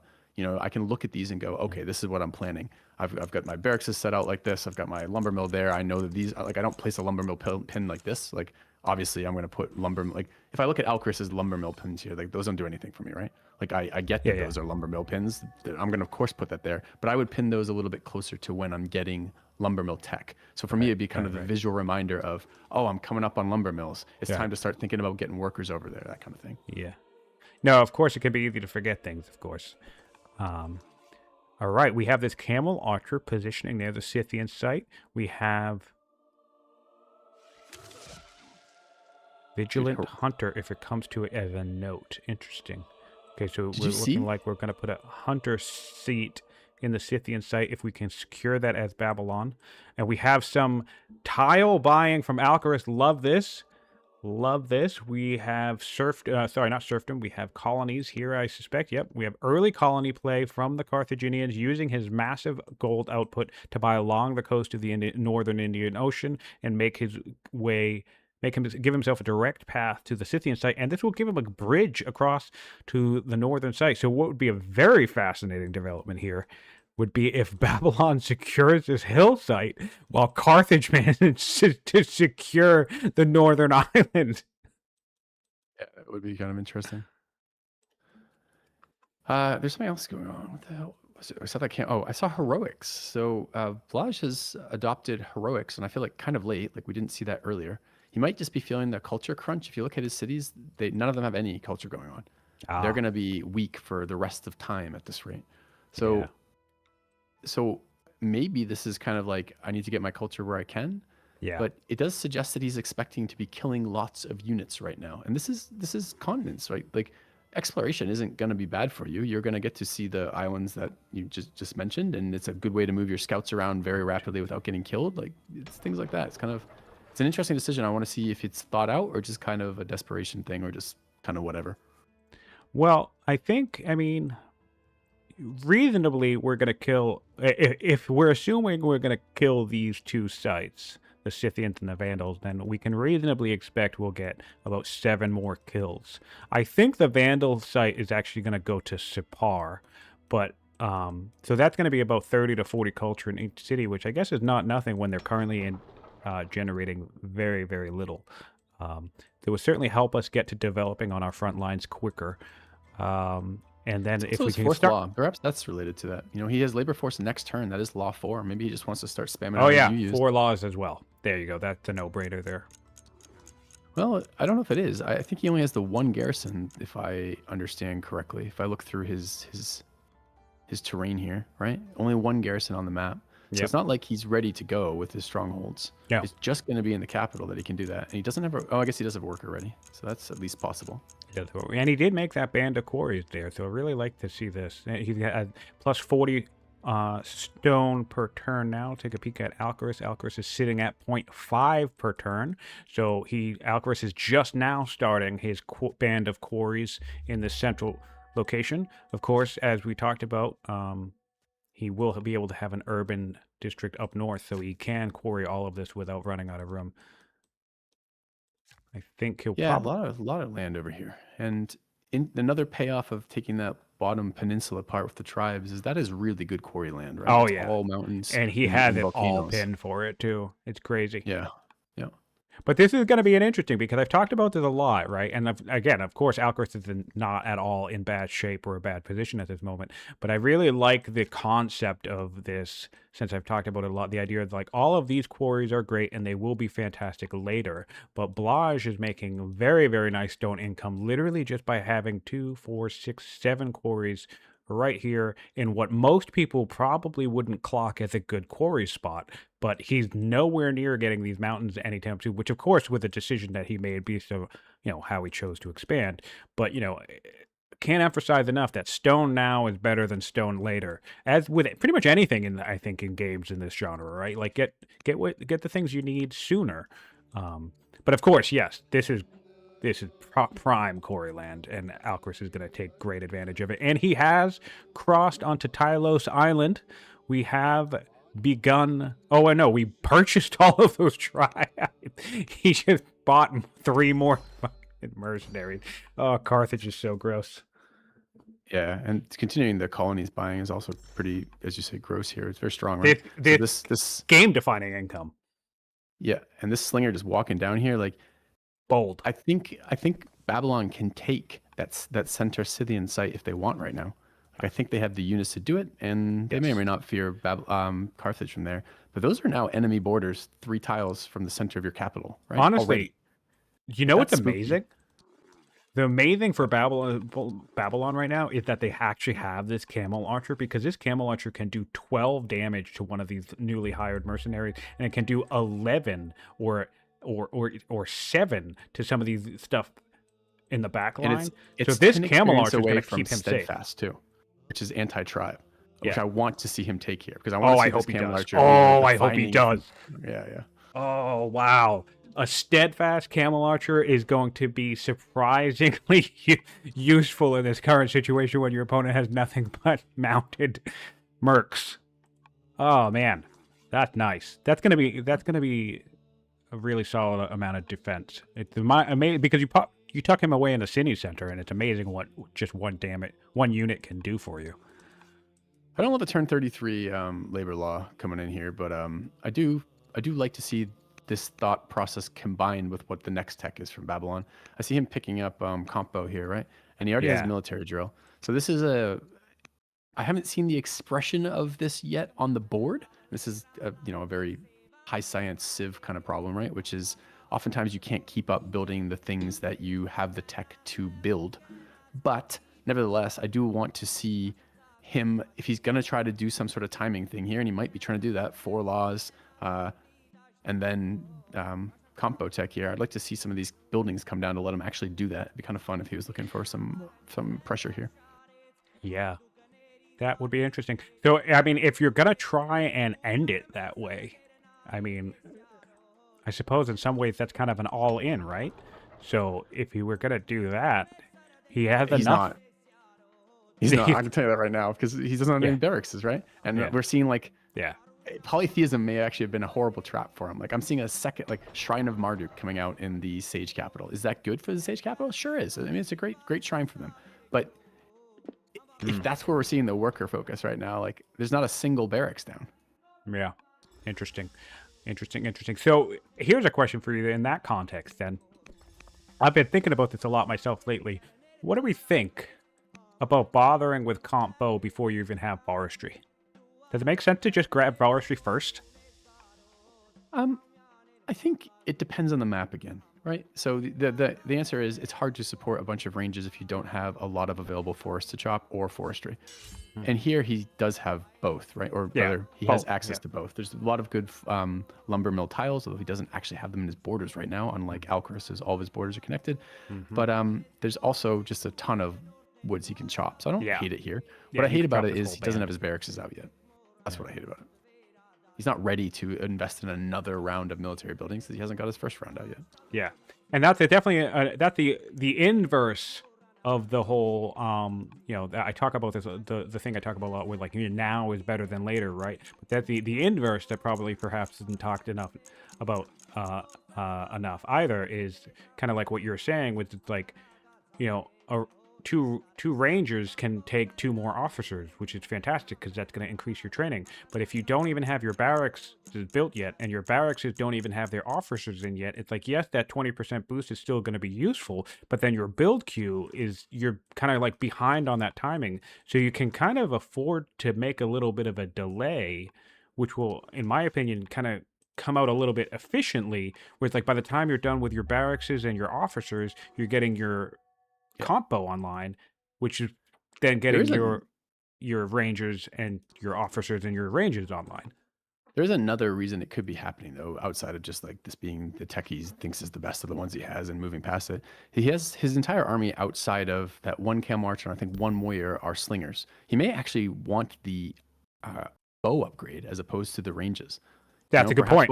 That's a good point. Yeah. We do have plenty of slingers. The majority of our army, I think all of it, is slingers, apart from, we have a warrior. Yeah, so a mass upgrade of archers will certainly help keep the Carthaginians at bay, especially if we're coming into contested site. It looks like we could have some conflict here.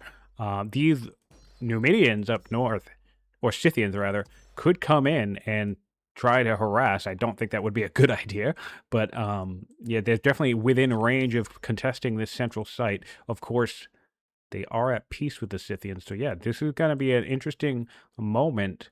Honestly, I suspect Babylon will take this, and I feel like Alcaraz shouldn't care. Because if Alcaraz gets this northern island, which he should be able to get both sites up there, I think you could just put onagers in these woods and then fire on whatever city that Babylon puts here. And there would be nothing that Babylon could do about it. Well, there's a couple of thoughts here for me. one, I didn't see that stronghold go down sadly in the Babylon capital, so it does not look like he, even having hit that 4 law timing and available to do that in his cap, he doesn't look like he's thinking about his UU. His UU may not even be that great here, but whatever, it's something to think about. But the other thing I don't really like here is the way that the Babylonian forces are kind of laid out here. His most valuable unit is that Camel Archer by like 1,000,000 miles, right? That thing is so good for him versus Alcaraz here. I don't want to see it like isolated like this at 3/4 health. It's not very far from the borders of the water connected borders of Carthage, right? It doesn't take a lot to move units from that elephant tile, from basically for wherever on the map, from that elephant tile to gang up on that Camel Archer. And that thing needs to live for him. It's his kind of like defining unit right now. So Yeah. on the one hand, I don't like that. But on the other hand, I do like him deciding now to that I'm going to take this center city while I can and use that as a more defensive staging ground. I kind of do like that. And that settler's on the way. It's still 2 or 3 turns out though. Well, and the great thing about securing the central site, which I think, I mean, will help define this battlefield really, is, as we can see on this note, is you put hunters in this location, and that's just going to be a great shield across this whole plains area, especially if Blaj takes a page from the colony's playbook and maybe does some cool tile buying and really establish a border for Alcaraz to kind of work his way through. Especially, the other thing too, this site is it's entirely up on hills as well, which is going to be another strategic advantage. Yeah, range, and his entire army's range, so those hills are actually quite valuable for him. Yeah. I'm really going to be curious how this situation with the island will interplay, because again, I suspect Carthage will at the very least get this Scythian site in the corner here. But if they were to secure both sites, that would be such an interesting battlefield, I think, between these two locations. This kind of sentineled hilltop city. I would not want both those sites. You think that? Because unless he can get both those sites down on that island before Babylon settles, Babylon's going to have water access across that little inland sea, which means you would have to settle before the settle. Yeah, you would need to ensure that they don't have a border. Actually, they probably would have a border regardless, wouldn't they? It depends if he could somehow connect, maybe through colonies, the Gaul site and the Scythian site. It would be tricky to make it happen before that came down. So he being Alcaraz here owned that inland sea. Then I would love that from him. But I don't think he's going to have time to do that. No, he doesn't have time. I just checked because there's already a settler on the way. I don't know where it is. There it is. Yeah, there's a settler nearby. This site's going to get settled next turn, and he can even he can actually get the game, which gives him a land route, and maybe Blaj takes the entire, especially because I also had forgotten, even though I just mentioned it, I think, Alcaraz is actually at peace with the Scythians, so he could clear this site, I think, pretty quickly if he wanted to, but I'd be curious if he decides to make that decision. If he doesn't, this entire island could go to Blaj, and strategically, that would be awesome. Did you watch the Class Oro match? Or cast any of it? Class Oro. No, actually, I watched. It was on this size map again, an ultra wide. I watched the first part. I didn't watch the remainder. Gotcha. Apparently, somebody won by like points, I think. Well, way to spoil it for everyone. No, I just the only thing I want, the only question I wanted to follow up with that is, whatever the difference between that map and this map is, this does feel like they are in much less time approaching each other in a point where they might have some sort of conflict, which I appreciate. Well, two things are happening. One, continent maps are smaller than the other two maps. And the reason for that is that we lose like 6 to 8 tiles from the edge on both sides. So we're closer together. The other thing about that is inland sea in particular, obviously there's that barrier of the ocean, so that can put you further away, create less of an absolute funnel between you and your opponent. And then coastal rain basin, I believe this is the arena that they dealt with. Sometimes you can get hit with a big generation of a mountainous shield wall that you kind of have to go around as well. Want to see something crazy? Check Alcaraz's money now, because Hubby's down. Hubby is dead, and the queen herself is ill. Oh wow, still And that's great. a huge. I mean, it's great, but it's a huge drop off from where it was. Yeah, It's almost yeah. half. Still great. I'll be curious. She's ill now. I'll be curious how it looks like when she dies. We do have 2 discipline on our judge. It actually stockpile itself is low though. I'm curious if maybe we bought another wonder. Did we? No, just the pyramids. Oh, we bought all those tribes. We did buy a bunch of tribes recently. Yeah. I haven't been looking too much. I guess I can use the in-game stuff for this. If I look at these horse units here, how many of these are? He's got 3 skirmishers, 3 elite, 2 elite marauders, an elite skirmisher, and 2 elite Libyan cav. So he's only got Crazy. 2 tier 6. Is that right? Crazy. Yeah. Yeah, he hasn't been prioritizing getting them to level 6 as quickly as possible, which I don't think is the worst deal. I mean, he's got plenty of them. Well, that is, I guess, what I'm wondering about, because we saw him pick up those 3 on the island, right? And presumably initially because he was planning to maybe do something more with them. So maybe that's not exactly this. He might have changed his plan, in other words. But I do feel like having the upgraded ones, a few upgraded ones, is more valuable than just a swarm of the low level ones. I tend to agree. Yeah, when I play Carthage, typically what I do is I try to get one. I try to buy 2 tribes quickly, and I focus on upgrading one to level 6 as quickly as possible while using the other one to clear alongside my slinger or whatever. And then once the other one's level 6, I swap places and I get the other one to level 6. I think having 2 6 strength units as fast as humanly possible in a map is very, very useful. It was very frustrating in my game against Aaron because I found an actual tribal location as the very last camp that I found, even though technically it was like right outside my capital. I just scouted it in the wrong direction.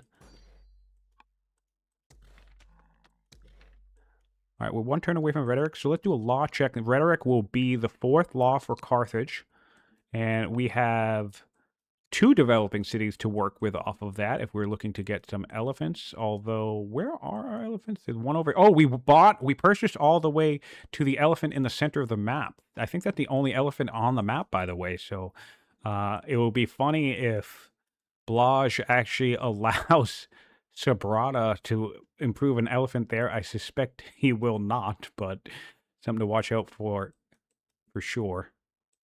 Actually, let's do some other stats, because we're turn 35. We're ways into the game now. Total population, 17 for Babylon, 12 in Carthage. 5 specialists in Babylon, 4 in Carthage.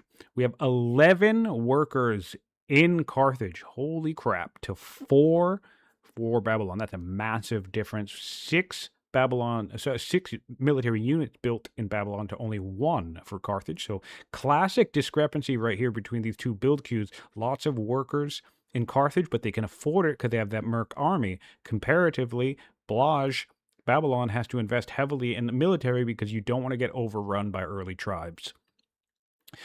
Let's see. We're both at 3 and 4 laws. Technology discovered neck and neck there. 12 to Babylon, only 11 to Carthage. So, I mean, not a massive tech advantage for Babylon. They did get that free monasticism, though, of course. And then, wow, so this is fascinating. Despite the worker difference, 28 improvements in Carthage, 27 for Blaj. Now, let's keep in mind... It feels like a low count for both of them. That does feel a little low. But what's interesting about that, let's keep in mind that some of the workers that Carthage has produced could have come out in the last few turns. However, I just find that fascinating that Carthage has 11 workers right now. Babylon has 4, and they have almost the exact same level of improvements. Did you say Babylon has 4 workers? Yeah. 4. They built 4, so they should have about 5. Okay. Did they settle? Did they bring in artisans? Right now. Yeah. Okay. Yeah. No artisans in this one. It's so that worker stat is workers produced. It does not include the free worker that they start with, nor the free worker that artisans get. So whatever number, Carthage has 12 and Babylon has 5. Which is a crazy difference, so I'm shocked that their improvements are the same. But Alcaras has been spending all their orders clearing more territory, so... There's that. Clearing or claiming? Because I think you're right. Actually, they're both at 8 cities. That's wild. Now, this is No, but I mean the orders have been spent colony purchasing, right? That's been Yeah, a lot colony of where. purchasing as well. Yeah. But Yeah. to go back on what we were talking about earlier about the value of clearing this earlier peninsula, right, and getting it out of the way, and the hassle this can create. Both Babylon and Carthage have been keeping in tow with each other. They both have 8 cities, so kudos to Blaj there for keeping up with the clear momentum of Carthage. I think that's really great. However, what's happening here, that Carthage is about to settle another city. They're 2 sites away from settling 2 more cities. And then they will have fully cleared their entire side of the map so they can start, and I'm not necessarily saying this is a good idea, but they can start staging or posturing towards their opponent. On the flip side of that, we have Babylon, who still has 1 site left to go until they're fully expanded towards their opponent, and yet they still have this peninsula to worry about. They still have a whole area to clear. So that's going to be a headache. Starting to see that first raid coming out of them too, right? Yeah. And we have raids coming on now. Yep. There's something else that was interesting. Wow, he's going for the island. Babylon's going for the island. That's crazy. I like this, but I don't. I mean, again, this peninsula is going to be trouble. So it's going to be really interesting to see the value of securing this. But maybe. It's only an issue if your opponent aggresses, right? If your opponent threat. And so maybe this is one of the things where, like, that idea that Alcaras isn't too quick to be an aggressive player will come back and work in Blaj's favor. Because maybe if Blaj can secure these central strategic locations, Alcaras will give him time to go back and clear this spot to get, relieve himself of the headache. Yeah, I was saying I like in almost all games, right? All multiplayer games is you can do anything to your opponent lets you do. It's upon yeah, you can do anything your play opponent lets you do. Exactly. as you want to. Yeah. If your opponents never do anything to punish you on that, then you can get away with it. So there might be some of that going on here. So what you're saying is I let Aaron win. I mean, that's possible. Yeah, I suppose. You certainly didn't punish him. You certainly didn't punish him for anything he did. So nice. I like that. I like that read. I like that read quite a bit. We'll go with that. Yeah, that's funny. Yeah, there's some. Oh, there was one thing I want to point out real quick on Carthage, which I like seeing this decree come out. Right, a lot of units on the board, a lot of space covered. He's got this really crazy. Governor in the statesman seat right now. It's a 7 charisma diplomat or whatever. 25 civics per turn. Yeah, it's real nice. So I expect what we'll see is this decree that will give him time for another citizen. The citizen will upgrade the marble for even more local civics, and he'll go back to making decrees. Okay, actually, I'm curious your thoughts on this. All right, so this is the question. We can do what we call this a 3-turn decree. So 3 turns, 6 orders every 3 turns. So the person, I forget whom it was, but they were asking in Theorycraft on Discord recently, which, by the way, if you're watching after the fact on YouTube, please hop on Discord. That's where all the main chatting of, the game happens, and we all love to talk your ear off. But anyway, so the question was, let's call it 3 turns for a Master Acolyte, 4 turns for an Elder, right? So in 7 turns, we could just get ourselves an extra order per turn for the rest of the game. Would that be a better use of the high output civic governor that we have right now? Do you think? Or what do you think about that? Let me start thinking about it. I actually don't want to see that in terms of time. I want to see that in terms of cost. So what is there's a couple other considerations there, I suppose. That is 2 more levels of acolyte, which means it is going to increase the cost of other specialists in that city a little bit. But let's say he did do this. So we're currently seeing 63 for the tier 2. I assume it's 80 for the next one, but I'll look it up real quick. Give me just a couple seconds to crunch on that. Maybe you can chat and I'll certainly curious your thoughts, because for me, I do not value Elder Acolyte anything beyond that. Like, I never even go for the half order myself, and I've been playing this game forever. It's not something that I am ever, like, for me, I think getting anything above an apprentice acolyte is just pretty much always a bad idea, unless you can maybe get it in 1 turn because you just have a super mega city at the end of the game. But at that point, you might as well just be winning the game. So when someone asked that question in that way and pointed out the math, it actually had me rethink it. And now I myself am genuinely curious about, would it make sense for something like a statesman seat with some marble, which we have, to just churn out a couple of Elder Acolytes with its time, maybe not a statesman seat in a particular, but patrons, someone else who has good civics, and take advantage of those long-term orders over the long term. Be very exciting to have somebody or have something make me rethink the math on upgrading acolytes. All right, we're back on Babylon. Let's take a big peek in Babylon while Filthy mulls on that question. Political situation in Babylon is fine, not as great as Carthage. We were hit by an earthquake in here. I actually haven't been tracking too many disasters over in Carthage's land. We got a sandstorm, but that's all I can remember. We've had a monsoon and an earthquake in Babylon. And it looks like we've made some more progress clearing up this northern camp. Do we have a settler lined up? We have one coming out in 7 turns. That's a bit late. And no other settlers coming down the line. We are building barracks in Dilbart, which is nice to see. We're building another shrine. Oh, he's using this. He's using this shrine path here is in an effort to go get this marble. Okay. I can get behind that, I suppose. It's a little bit of a convoluted colony push, but I suppose it makes sense. And I mean, you have polytheism while you have polytheism, so you might as well, I guess. What are we putting down here? Another shrine of Marduk. So looking like he's really feeling putting an extra 2 civics in every city, giving himself kind of like a pseudo Hittite burst in the cities. I don't hate that idea. That's one of the reasons why I like. Greece also has the Marduk shrine. I actually like the 2 civic shrine, and Greece also has the science shrine. So bit stone intensive, and I definitely think it depends on the game and the format. Maybe not necessarily the best idea in a duel. I don't know. I would have to think on it, but I definitely like the idea of putting those shrines in a handful of cities. Quick chicken scratching results here. Looking at, what do we got? In Malith right now, he's making 25.2 civics a turn, right? So it would take him, it takes him about 7 turns to get 18 orders out of this decree too, right? In 6 turns, he could get the 2 other levels of the acolyte. I'm giving him the first level for free that was used for religion. It's independent of this. So we're just looking at the next 2 levels of that, even with the increased cost. It's going to take him 6 turns to do that. So he starts a turn behind there, and he's 18 orders behind. So in 19 turns, it breaks even. So the answer is, at this level of civics, it is better if he doesn't need those orders immediately, and he can't utilize those in a way that pays off more later, and the game's going to go long enough. So I think the real answer there is basically no, because these 18 orders now are going to be a lot better than not having had any orders along the way, and that's going to multiply out a bit more.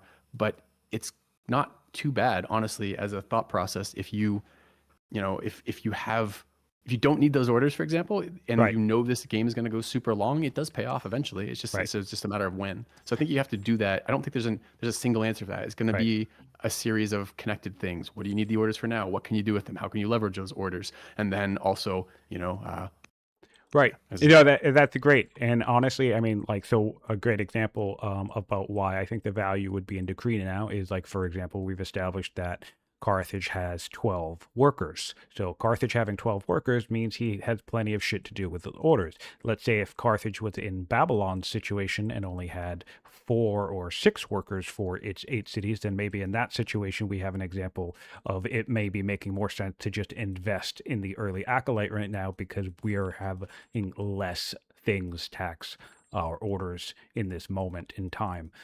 That's fantastic. I appreciate you doing the math on that, because that's really fantastic to think about, and I'd never quite thought of it that way. So, one follow-up thought there, which is, it probably doesn't make sense, particularly in this game, but in general in the statesman capital to do that, right? If you have use of those orders now, but it probably makes a lot of sense in some other cities. I was thinking the same thing. Places that don't have access to decrees, you could build the full level acolytes as essentially slower term payoffs, budget kind of decrees. Yeah. That's 100% what I was thinking too, because I actually have a soft spot for if I don't have like a Sage's seat, or if I don't have Statesman or something like that, right? And then and obviously it's not my capital, things like that. But if I find a little marble spot out in the open somewhere, I have a soft spot for tossing patrons on a marble spot, because I like adding, we like compounding variables where we can. So it's like I have that base civics. I found a couple of extra more civics, so now I have a nice little civics hub in my patron city. And yeah, now that's what when someone asked that question on the Discord, that's what got me thinking. I was like, well, if I have something like polytheism, would it make sense to put a few shrines in that patron seat on a marble site, and then just drive straight up to Elder Acolytes really quickly, as quick as I can, in one or two of the shrines? And does that pay off more in the long term? And again, something I've never thought about, because I just hate upgrading specialists. If I'm being totally honest, I hate doing it. Yeah, so yeah, interesting conversation too that come out of that, right? Which is, like if you are, there's stages in the game where you cannot build other specialists, right? That give other urban specialists, right? So there's, as Fluffy pointed out in chat, right? There's a lot of value already in the culture and science you're getting from those things.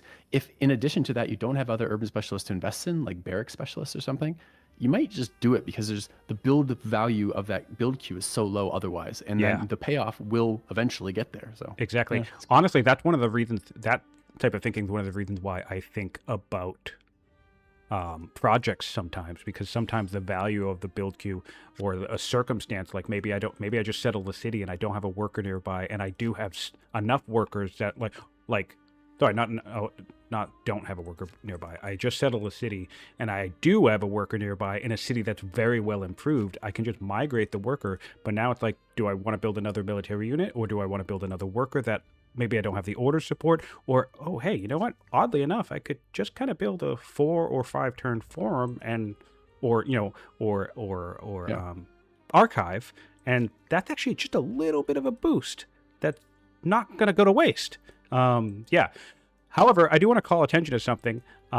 We are getting a raid here towards Babylon off the coast of this peninsula. 4 units incoming that are going to be coming across the sea, and they're not to belabor the point. But before you go too far down that, can I break in just for a second? Because there's another kind of more pressing and interesting thing that's just popped up that maybe actually be a game bug. I'm not sure. Maybe you can help us solve for the players. Did you see the question asked in their chat? Okay. Go to Babylon's secession right now. Yeah. The granddaughter is first in line in the secession, despite the son being 29 there. And their laws have not changed. If you go to their inheritance laws, it's still oldest child. It's still primogeniture, whatever it's called, right? Primogeniture. Right, primogeniture. Yeah, that makes sense. Which is, whoa. Oldest child inherits. Yeah.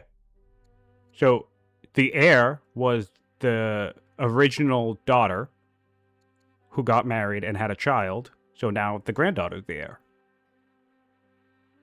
Oh, because the girl died before, or had a child before dying? Yeah. Oh, I see. Okay. So it's always going to go down the line of the grandchildren first. Gotcha. Anyways, okay. Sorry. So everything's working as intended. Let's see if they're asking in. They were. So I hadn't kind of run that down yet. So cool. Apologize. Yeah. So yeah, and again, as you were just saying, maybe I'll follow up on your point here, right? The back line here looking a little bit unpleasant when 4 barbs are rolling across the waters. Basically, the main consequence of this is we do have a warrior coming out of Dilbat in 4 turns and a slinger coming out in 2, which is, nice, but there are currently no units in the region, so we're going to have to divert units and orders into this area to deal with it, and that's going to kind of, the early game issue we were discussing a couple of times is finally coming to fruition here.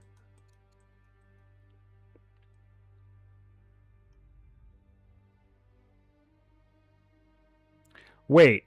Okay, hold on. Beck, are you saying that this child was born after... Oh, wait a minute. Yeah, that doesn't make sense, does it? That's the question. Like, as you said, you're right about, like... Wait a minute. Turn 35. This was 6 person old.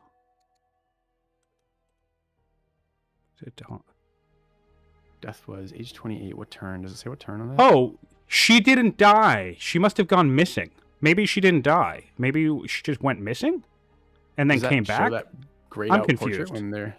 I'm also confused. No, she's dead now. She's dead now. But I'm looking at this and it says she died on turn 35, and it's turn 38. Okay. But she'd been missing for a while.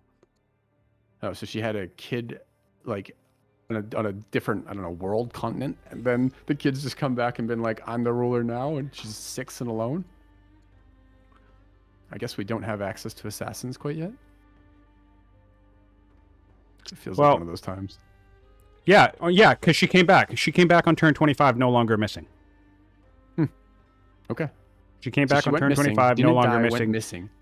Yeah. She got married on turn 28, and this daughter was born on turn 32, and yeah, has taken her rightful place in succession, I suppose. Did the new inheritance laws make it to live yet? Yes, I believe it is live.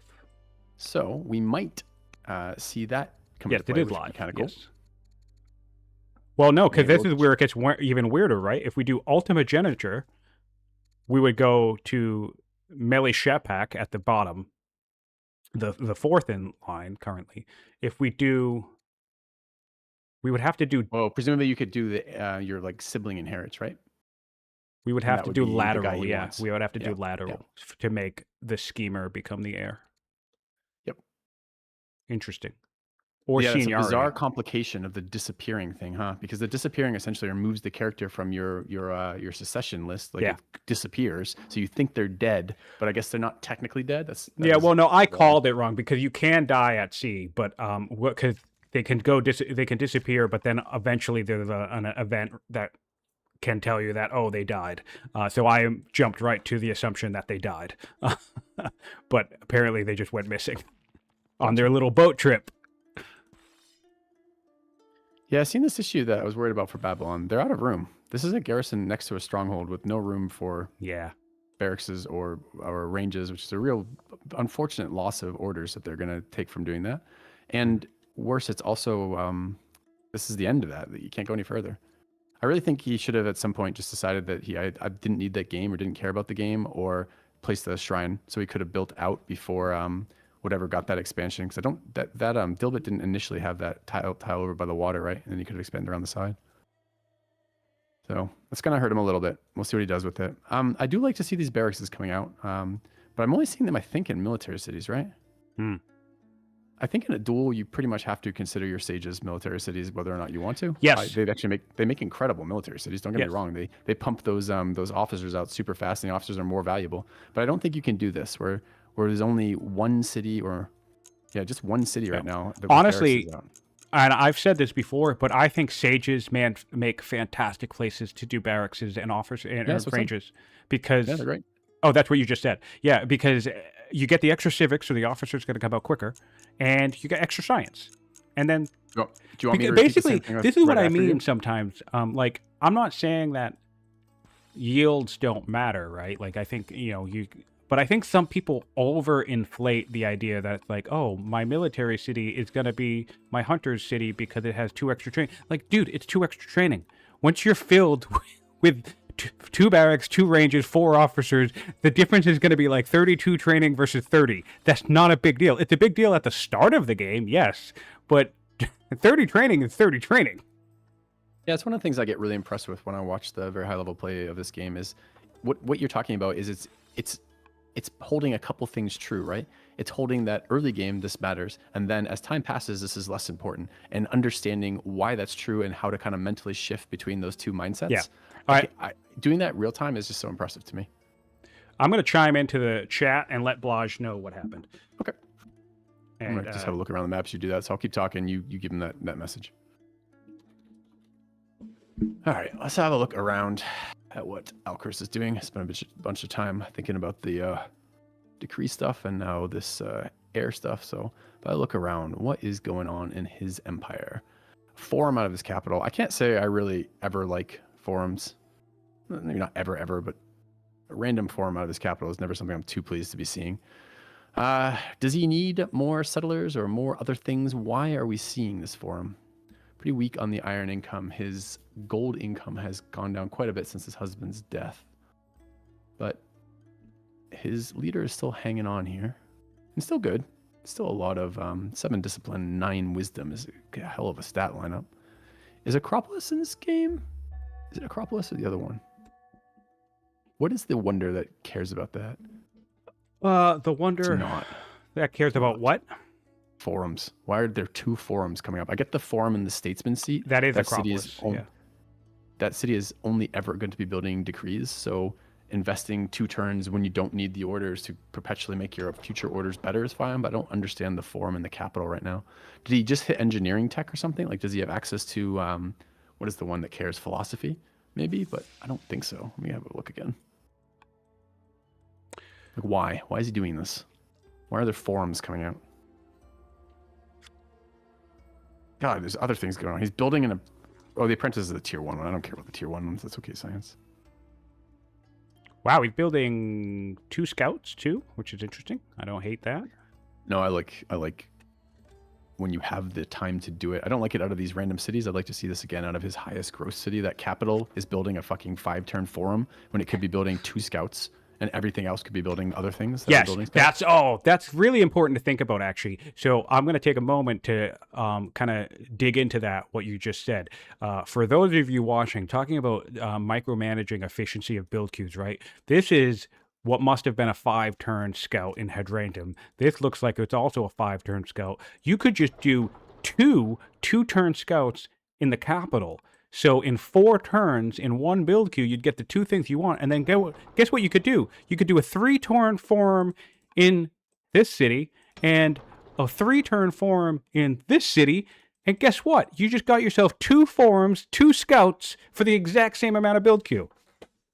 Yeah, I'm trying to see if there's maybe something else going into this. Like maybe Alcaras is trying to take time off from building growth things in his capital so he can get the next specialist out. Well, that's possible. There's also something to be important to never forget while we're observing and commenting and critiquing these games.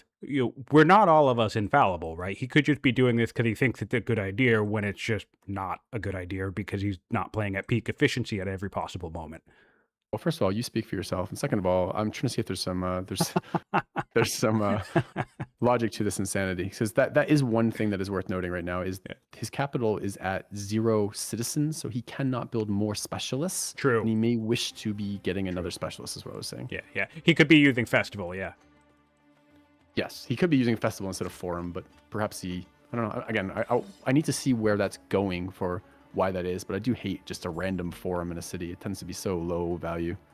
Still, though, I'm glad that was pointed out because I like to point that out when I spot it. The idea that like you have these 3 build queues literally working on 2 scouts in a forum, and if you did that the other way around, you could get 2 scouts and 2 forums with the exact same build queues. Yeah, it is worth noting. So there's some interesting things going on here at the moment. It does look like, thankfully, Blaj has banked the steadfast. Oh, I don't want to. He's going for. Sorry. He's going for. The Blaj is going for the full secure of this northern island. I'll be really curious how that plays out in terms of long-term strategy in this game. If it becomes a tactical defining feature. No, that is this site isn't. Maybe he's not planning to settle it. Maybe he's just killing the source of more units for Alcaras, which would be fine. And right now he's doing an okay job. Like he's got 2 of the 3 tiles that Alcaras can bring units in already blocked. Although the horses can flood in through that final one, and that's going to be a problem if he lets that happen. Mm-hmm. Like here, I guess maybe the scout has vision on all the wounded units that Alcaras is using, so maybe there just aren't enough free units to do something. But when I look at that, I am spooked on behalf of Blaj. That is a half-health slinger. Mm-hmm. These are the weakest unit in the game, right? They're starting units. They have not been upgraded to archers yet. And they are all standing next to a water tile that can unload horses and just flood in there. Like, that's crazy. He knows his opponent has a shit ton of horses. That's what these tribes Unfortunately, are. It doesn't look like... I mean, I feel like this would have been the opportunity to take advantage of that. Because you're right. Yeah. We had the opportunity to get a couple kills here. But I don't think Alcaras is going for it. Well, he has time still. This is why I don't want to see that site settled on Blaj's behalf, which is that site is going to be hard to defend. I see. Yeah, that's the real issue with settling the site is that I think next turn this site can get cleared, and I think Blaj can prevent Alcaras from having any way to make landfall of the island. But then what you're going to run issue because we have coastal border right here, you effectively trap 3 units on these 3 tiles indefinitely, Yeah. just on the off chance that Alcaraz decides to launch himself across the bay, and that can be annoying to deal with. Yeah, and it's not That's becomes even another unit that. tax. Yep, and that thing alone isn't even enough to protect the island, right? Like Mm. I'm looking at the woods in between the cattle and the horses. You just stick an onager there, and you can just bombard that city center for the rest of time, Yeah, causing discontent over time, leaving the city vulnerable to be taking whatever it wants. And it's not even a particularly vulnerable tile, that forested tile. There's actually pretty deep in Alcaraz's control, quote unquote, to defend on. So I don't know. And what's the value of that one site? Like that site is a pretty weak city site. There's no particularly good resources on yeah. it. It'd be nice to have, I guess, borders on Alcaraz that you own, but I'd much rather see expansion and better sites. So if he's just doing this to deny the Scythians, great. I'm all for that. Hopefully I we'll see think that, because I think you make yeah, very, we'll see. very valid point. I would like to see the site get cleared. Maybe you kind of stage some units here. I get, but even that, honestly, even that You feels could like just leave it you're just too. wasting your Like units. it's a pretty crap site, Yeah. and you have access to the island. You're probably not that upset if your opponent settles that site. You can kind of kill that city at will if you want. Yeah, it's these types of decisions are always so tricky to make. I think you're making a very, very good argument, but yeah, I think it's always definitely a difficult decision to be like, hey, yeah, sure, take the city site. I don't give a shit. But I have made that decision myself in some games before, where I cleared a site and it was just like, all right, well, if he takes it, he takes it. Is it possible Blaj doesn't know that the horses are immune to zone of control, so that they can? Does he think this tile he's safe? Because he took an attack with that zealot from the position that's the equal distance from blocking the final tile, but he isn't blocking the final tile. I know. He could be trying to bait. Which mean, doesn't seem like it's a good idea. When your reinforcement is one warrior and a half-dead slinger on the other side of the island, that's not bait. This is just food. He's baiting himself. Yeah, he's put the bait out, but there's no trap, Yeah, exactly. Yeah, he had the opportunity to block that tile. That's interesting. I'll be curious to see what happens next, because now now Alcaraz does have time to move in, and he has time to move in with a free site that's cleared. Yeah, and Alcaraz was killing barbs last turn, right? All of those units that did not move in, all those half-health units, all have attack animations on them, so they all did their thing. And he did last turn spend time upgrading some of the reserve units he's got deployed along that river. Mm-hmm. So he may take a turn to heal and see if Blaj hangs out there, or he may just flood in now. I mean, honestly, I guess these are the elite ones. He's not going to want to throw away his 6 strength ones. I was going to say, you don't really care if you lose some 3 and 4 or 4 and 5 strength ones, particularly if you can kill that whole group of units there. But you probably do care a bit more if you're losing all your 6 strength ones. But honestly, Alcaraz has a good sight over there, right? He has that scout hanging out in Durathera or whatever it is, and he could see there's not much more over there. And those units are busy, and they're not very dangerous. I would like to see Alcaraz take this moment to send some even wounded units in and just obliterate that group of slingers. I think that camel archer could give Alcaraz pause for sure. Well, that's going to kill some things, but it can't attack and move. Yeah. So if he can literally just kill a couple of these slingers and then block the exit for the camel, maybe he loses 1 or 2 of his horses over 2 turns, but he gets to take a unit that cannot be replaced that's particularly good versus his units off the board permanently. Do you think it would be able to... See, the thing is, though, is yes, you can pull that play off. But what Alcaraz doesn't know is that there's a settler coming out in 2 turns.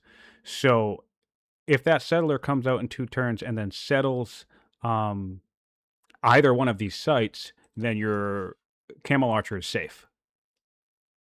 So but the way this camel archer is safe anyways, because it's Alcaraz has no units that can zone and control it. The only way that he can kill this camel archer is to literally block the tiles that can run away in, right?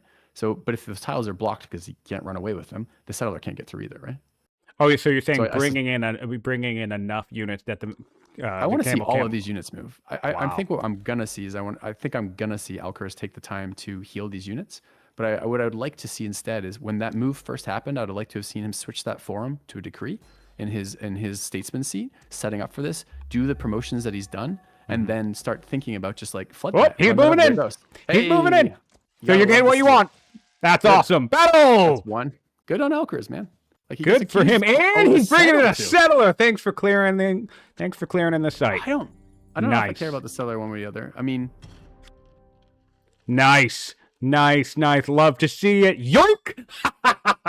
Yeah, I don't know about the yoink. I don't know if I care about this site still. It's still a shit city. What I And do like, unfortunately, that was just all on Blaj. That was Blaj's to lose because, like you said, he had the ability to block that tile with the zealot. So that was just an unfortunate fumble.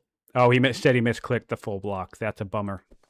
Yep. well, nice to see him know that it was there. That's player skill on expression there. If he knows that there was a mistake and he can identify what that was, it's less likely he's going to do in the future. And also if it was just a misclick. And also nice to see Alcaraz do something about it. Yes, You know, that's again, what I'm happy about. I me love when too. Alcaraz shows his teeth because it feels like a rare moment. Oh, I don't mean it like that. I just mean that, again, you can do whatever you want in games like this until your opponent says you can't do that. That's too greedy. So I Yes. like someone saying, you can't just walk over here with half health units and clear this camp right underneath my nose and not block these tiles. Right. You fuck up, I'm going to eat your units. Right. No, that's fantastic. That's fantastic. And now we are fully cleared, fully expanded with every possible city site on our side of the map as Carthage, as Alcaraz, ready to go, ready to start focusing on our economy, focusing on getting units to this front line, only headed in one direction toward Babylon, toward our opponent. And meanwhile, Babylon is looking at settling one site on the island that he has left, and he still has 3 sites left to clear and a massive raid making landfall in Babylon. So not Yeah, but I do ideal. want to throw some shade back on Alcaraz here, a buddy of mine who I really enjoy and really appreciate setting this tournament up. Look at his build queue right now. This combat has been broadcast for like 3 turns, right? He's known that he's seen the units clearing for like 2 turns already, and he's been planning this himself to come back in here in 2 turns. But his build queue is no military units, and maybe he's just so confident with what he has there and what's available that he doesn't need more military units. But Yeah. generally, you like to see that follow-up wave of units available.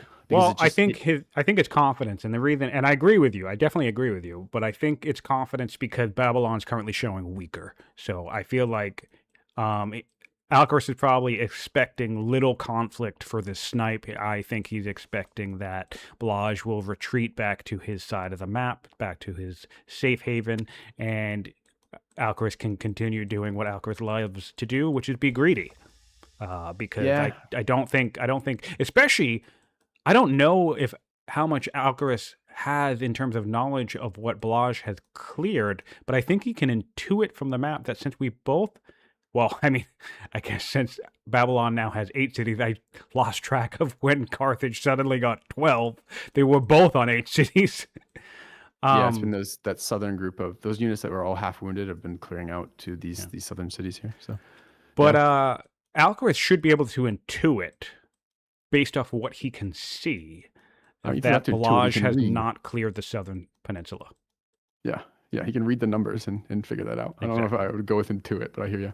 And yes, that raid is looking real nasty right now. Those untapped tribes wandering across and just bullying that capital. And the problem is when you have units like this, you can stand there and protect your worker and keep that build coming, which is what he's doing. But they're gonna just spread out and pillage everything. Yeah, no, it's going to be a nightmare to deal with. I think one thing I would be doing in this situation is using whatever civilian units I have to try and block landfall in situation where it could happen, or protect key improvements that I don't want to lose. Maybe he does not want to see that fair get pillaged. Yeah, so maybe put a worker on top of the fair, maybe a worker on top of any place I have a specialist. Yeah, I really like that strategy in general of using workers to soak some of the damage of oh, raiders. absolutely. It's just so efficient. You just leave them there and hit you. It does cost you an order per turn to hit heal, but as long as they're not like taking like 10 or 15 a turn, they're only taking like 5 to 8 or something, or 5 to 9 maybe. You just heal through it as you clean up, and that gives you the time to not have to rebuild all your pillaged tiles, etc. It's a pain, but it's not devastating. Well, because that's the thing, right? Think of it this way. I mean, you agree with me, but just for those of you listening, think of it this way, right? If a worker needs to move 2 tiles and repair an improvement, that's 3 orders.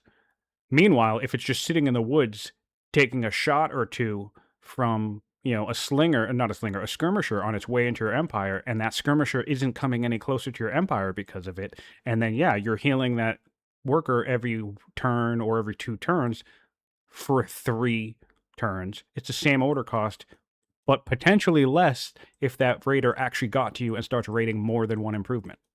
Yeah, exactly. Yeah. All right. Everything weirdly. That's the weirdest thing about this game. It's not weird. It makes sense because of the way it's designed. But like, it's kind of like that kind of see the numbers through what's happening matrix viewpoint of like everything in this game is like is some form of an order tax. Yeah, I mean, at some level, it is a simplification of the game to project it that way. But I like that too. Like, you do want to be able to see it that way when you flip that filter in your head of what is this actual cost to me. You know, it's a lot of times you have to do that. I spent a bunch of hours talking with Solver recently, talking about some of the events, and it's like part of what I'm doing is I'm breaking down what does this actually mean when this event does this. Well, here's the cost of these. Here's these costs equated to each other. That kind of thing. You have to be able to flip that on and off. It's fun. Yeah. So the settler's going to come out next turn. Probably lets Blaj secure that corner site, which again, it's a really terrible city. But, you know, he doesn't have full coastal coverage. Well, the value grabs the horses. It's not terrible. Yeah, the value of that he's going to bridge this border gap without using colonies, which is what Alcaras had to do. So that's good. But his reinforcements are basically non-existent right now. His production queues are kind of whatever. There's no road. So no roads. He can use this southern water connection, and then he doesn't have exploration though. He took heroics, so he can't even use neutral rivers. I guess there's not a ton of them, but there's a couple tiles. They add up though. They really do add up. I really like exploration. And I really dislike even these like this little 1-2 tiles section off of Alcaras. This will get you like a whole extra length of movement in the right situation. I mean, I don't mind the Epic's pick for these last final clears, I suppose, but exploration is just such a great law, and I think it's very easy for people to overlook that it's order economy, right? That's another thing that comes down to saving orders. Well, I'm not sure I would call it a great law. It's fine. It's a fine law. What is not a fine law is Epics. Epics is a god-awful law. So when you compare like a fine law to a god-awful law, you know, like I don't know. Yeah. It's hard. I'm nervous. I get nervous now about balanced discussions because I've been lucky enough to have my feedback considered a great amount of times, and then sometimes I think my own ideas have backfired. I did hear that, and I had nothing to do with that one, but that's funny.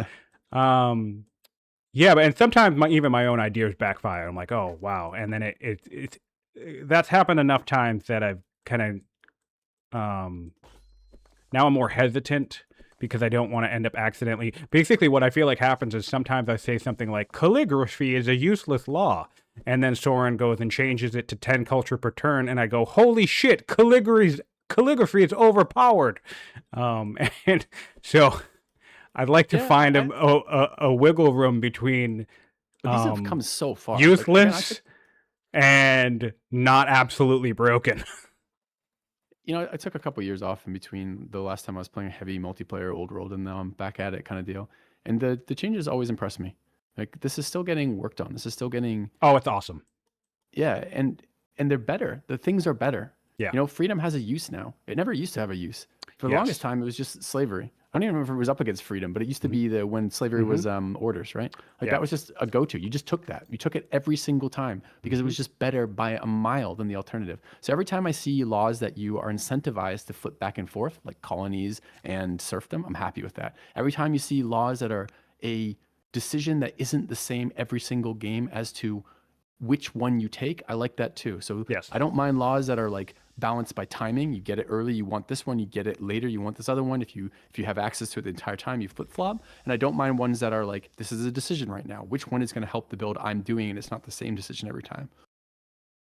Yeah, no, I agree. And to that effect, I agree that Epics is worth taking a look at. I just hope that if it ever does get a tweak, it's not something that just completely breaks open the early game. Because it's the one, and actually freedom is a great example. Freedom, yeah, exactly. But freedom's a great example because that's another pairing that I actually had complained about for a long time. And then they did the growth change, and that was amazing. But initially, it didn't have the 5% rebel chance. It was also, in addition to the growth change, it was like 1 or 2 happiness. And I actually kind of was like, wow, the happiness feels too much, because even though one happiness isn't that much, you now have a law that suddenly is really good to take even as a first law, which means suddenly all of your happiness in all your cities is coming down a notch earlier in the game. And basically, I'm gonna wrap this up quickly because I'm kind of losing the plot again. But basically, my thinking is on the balance perspective is it's very, very hard to find that break point between making something useful early in the game versus between something being useful that it becomes so powerful because of the like scaling momentum that is so intrinsic to this genre of something early, something good early, fast, compounds exponentially over the game. Yeah, but I think it's a clever solution because I don't remember laws initially, the last time I was playing this, that felt like they were time in the game, turn dependent in the game, right? Most of the laws to me felt like they were designed to be a decision of you choose one or you choose the other. And then a lot of those had the problem of one was a much better option. But I think it's a clever solution that you don't have to make the laws equally good in the majority of cases where, it's a real hard decision between them. What you do is you time gate it. And then the limiting factor then becomes civics production because you can't afford to swap every law. And you can't afford to keep flip-flopping on laws because you don't have enough civics production across the course of the game. And civics production is used in so many other things. So I think it's a clever solution. I like it. Oh, we have a nice development in the Babylonian capital. It does look like our free Akkadian archer has come online from our bonus card just in time to deal with this raid. So that's some solid timing there. Just in time. Look at this heroics payoff. That was 20 culture. That's 2 years of culture for him. And let me just double check, just so I see the comparison. It's 2, yeah. And like half a year of culture in Alcaras. Alcaras at 24.6. Yeah, I don't know, man. Such a weak law. 4 turns to strong in Carthago, actually, while we're on the subject of capitals, and 33. So we will get free pickings of the strong wonders in Carthago. We have all the civics in the world. Still need some decent stones. So let's take a peek at what we have on the table again. The mausoleum's a good one. Museum, of course. The Chthon would be very lovely on this map and thematic to our Carthaginian nation. And of course, even the Acropolis wouldn't be that bad. Miles away. Like trying to place that and like get that boat over there. The game's going to end by the time your second boat arrives somewhere. Entirely possible. I don't know. Alcaraz really does like his long-term games, so we'll see. I think I will have a few sessions in store on this one. I am not as convinced that we're going to see. It depends here if Alcaraz just sits back, because he has quite a lot of 6 strength units over there. And despite having seen that combo tech happen, that happened, right? Like, I'm not imagining that Babylon was teching that like an hour ago. Like, where are the combos? Yeah. And also, outside of that, I mean, to your point, one thing that you mentioned back then was, archer upgrades. We don't even have archers running around. Yeah, so, I mean, that's another interesting thing about tech paths, right? It's like a question of, like, if you're going to beeline something, fine, but what's the plan? Like, getting, military drill into comp bow in 24 turns, 28 turns is 100% possible, and maybe it's even a great idea, but are you going to do anything with it? We don't have a bunch of officers around, so no. Yep. Yeah. We don't have a free ballista that we're running into our opponent, which of course would be a bad idea with all these horses, but still. Yeah, so we haven't done anything with it. Interesting. It's not a big deal, though. I mean, I guess maybe it is actually, but we're getting sovereignty. So that's always nice. Let's check on law timing. We have 5 accessible to the Babylonians. Did they take serfdom? I know they had that unassigned when I last checked on them last turn. They did assign it. That's good. So this is picking up their orders. It would be sad right now. Right now, they need to be Babylon is in a very precarious position right now. They're not in great shape economically compared to Carthage. They're slower behind. They're getting a little bit behind in cities right now, and their forces are exposed. This is the part that most worries me about this, right? Mm-hmm. Which is they left a bunch of weak units, slingers, and warriors standing in front of the city, not behind it, in an extremely accessible location. Yes. That is just open terrain. The Swift Ruler is still in effect over there, and these are 6 strength units. This is, again, Alcaraz needs to pull the trigger here. I mean, he doesn't. That is the problem here, right? Is he doesn't need to pull the trigger. He's fine if he doesn't do this. Yes. But he can end this game right now. And honestly, it might actually be... Yeah. Say again? No, and well, that's what can get you, because like I think that's such a hard position to be in, especially when you're playing the game. You see what you see. You have your own, it's your tournament game, right? It. You have the pressure of like, I don't want to lose this game. I'll get eliminated. It's very, very hard to get a sense of like, oh man, do I do this now? And that's what led to my blundered attack in the first game of the game that got me down into elimination bracket. I spent half of that session being like, I feel like I have an advantage, but maybe not. I feel like I have an advantage, but maybe not. And then eventually I decided, well, screw it. Let's attack, because I think I have an advantage. But by the time I decided to attack, I actually lost any advantage I might have had. Yeah, and I sadly didn't. I tuned in halfway through this turn. I was listening to you and didn't switch over to Alcaras' point of view. Yeah. But his units aren't healing. The units in there, they didn't move any of the. Did they move? It does look like he's getting ready to aggress. It does look like he's getting ready to aggress, and I'm really looking forward to seeing that. I would love to see a trader worker show up here too, because his units are going to want to. Yeah, they're going to want a path. Distance is defense in this game, right? That's how that works. That's how orders work. If you have to cross a large expanse, spending, even if you have the fatigue to do it, if you have to spend 3 or 4 orders per unit to cross the distance before you attack, you're going to get order drain really quick trying to attack. So distance is defense, right? So here, if he can shorten that distance by roading for all of his units, so he could go from water tiles, which shorten the distance, into road tiles, he could super efficiently move across and attack these units. We are seeing some roading in the center of Carthage, so that's nice. Now, I wanted to look at some stats here, actually, now that we're deeper into the game. So for science, Babylon has had a lead for most of the game, and now has still maintained the lead. It's growing, and they have about 200 science more in the tech tree than their opponent, including the free monasticism, not including the free monasticism, so that's about 600 total science advantage there. I would be curious to see if Alcaras does try to pull the trigger early. I feel like he's in one of those positions where he's so well expanded that he doesn't really have to try and force the end of this game. But it's entirely possible that's on the table. Because if you start aggressing to your opponent now, and you are actually aware of the fact that they haven't expanded to that opponent, and if nothing else, you just keep their attention fixated on a front line with you, then I think by having 12 cities compared to your opponent's 9, don't you just kind of like eke out ahead long term anyway? Or maybe you just start burning your own orders for nothing.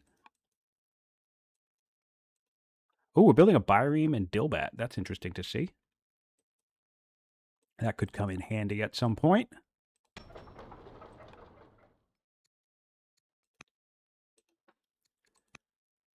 All right, what else we have going on here?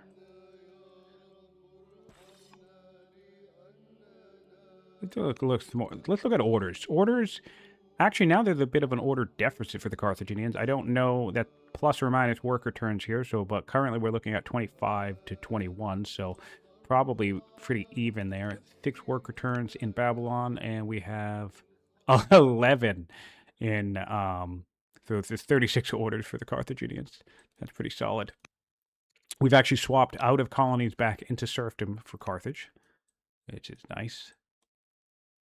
And he has his road network all lined up with markers. And this is the conundrum that we talked about, is the fact that now that this border is established, Babylon has to station some type of army here, because Babylon can see this army, and same with Carthage. But Carthage, the difference is Carthage is fully expanded. So Carthage can sit all of his forces here, and he doesn't need them for anything. His politics is fine, so there's no rebels, there's no raids, there's no reason to not have his entire army on the front line. Whereas if we hop on over to Babylon here, we're going to have to station military unit in this region in the event of dealing with a threat. And yet we have to clear this camp. And we also have to clear 3 more camps if we want to decide to expand to this territory. Another option we could take here is piecing out these tribes and just never expanding here, but then you're in a situation where you're facing 9 cities to 3 cities, which is not necessarily unwinnable, but there's clearly an advantage for your opponent in that situation. And what Alcaras is doing down in this southern peninsula look at all these quarries, and I'm pretty sure if we grab, we have more quarries. He's just going to turn every tile down here, the majority of these tiles, into quarries, and I suspect probably some lush farmland territory. So these 3 cities down here, these 3 extra cities that he has over Carthage, are primarily just going to be resource hubs to begin with. We're looking at 115 stone, 138 food, compared to 90 stone and 80 stone and 90 food, which honestly isn't bad, right? Think about the fact that, Babylon doesn't have this quarry land down here, and they're still making nearly as much stone as their opponent, but that gap is going to get wider and wider. All right, looks like our opponents are coming to a close of today's session. So, let's do a recap here, where we're at. National wealth, advantage Carthage. Population, neck and neck with Babylon at 22, Carthage at 20. Specialists, 8 to 7, net advantage Carthage there. 20 workers to Carthage now, compared to only 8 for Babylon. So that number has effectively doubled for both players at this point, but that's a massive worker lead there for our friend Alcaras. Military units, 10 built for Babylon compared to 1 for Alcaras, but the majority of Alcaras' military are these mercenaries, a handful of which are 6 strength units. And then what else do we have work with? We are looking at 5 laws to 4 advantage Babylon, 14 to 14 text, so neck and neck there, plus monasticism for the sages on Babylon. 52 improvements in Carthage to 45 on Babylon, so not a massive gap there, despite the worker gap. But that, of course, will grow larger and larger over time, so that's something to worry about. Military score is advantage to Carthage again, of course. And science, yes, as we went over, is an advantage for our Babylonian friends. Filthy, do you want to say anything before we sign off? No, just I'm glad to have caught the beginning of this. It's kind of interesting to watch the nerfed Babylon, and I look forward to the rest of this game. Yeah, it was great to have you. Thanks for joining in. It was nice that we got at least a little bit of conflict. We had a nice little spearheaded cavalry attack to swipe this city site. So it was nice to see our boy Alcaras kind of show his teeth and punish some greed from the Babylonians there. So thanks for being with me, though. And cheers. Thanks for having me. The rest of you, thanks for tuning in live. There's about 20 of you in the chat. Really appreciate you taking this time, spend hanging out, watching the game. And if you're watching after the fact on YouTube, please give us a like, subscribe, leave a comment, or hop on Discord and join the conversation there. We'd love to have you. Thanks again. I'm Siontific, and this has been the Old World Community Tournament.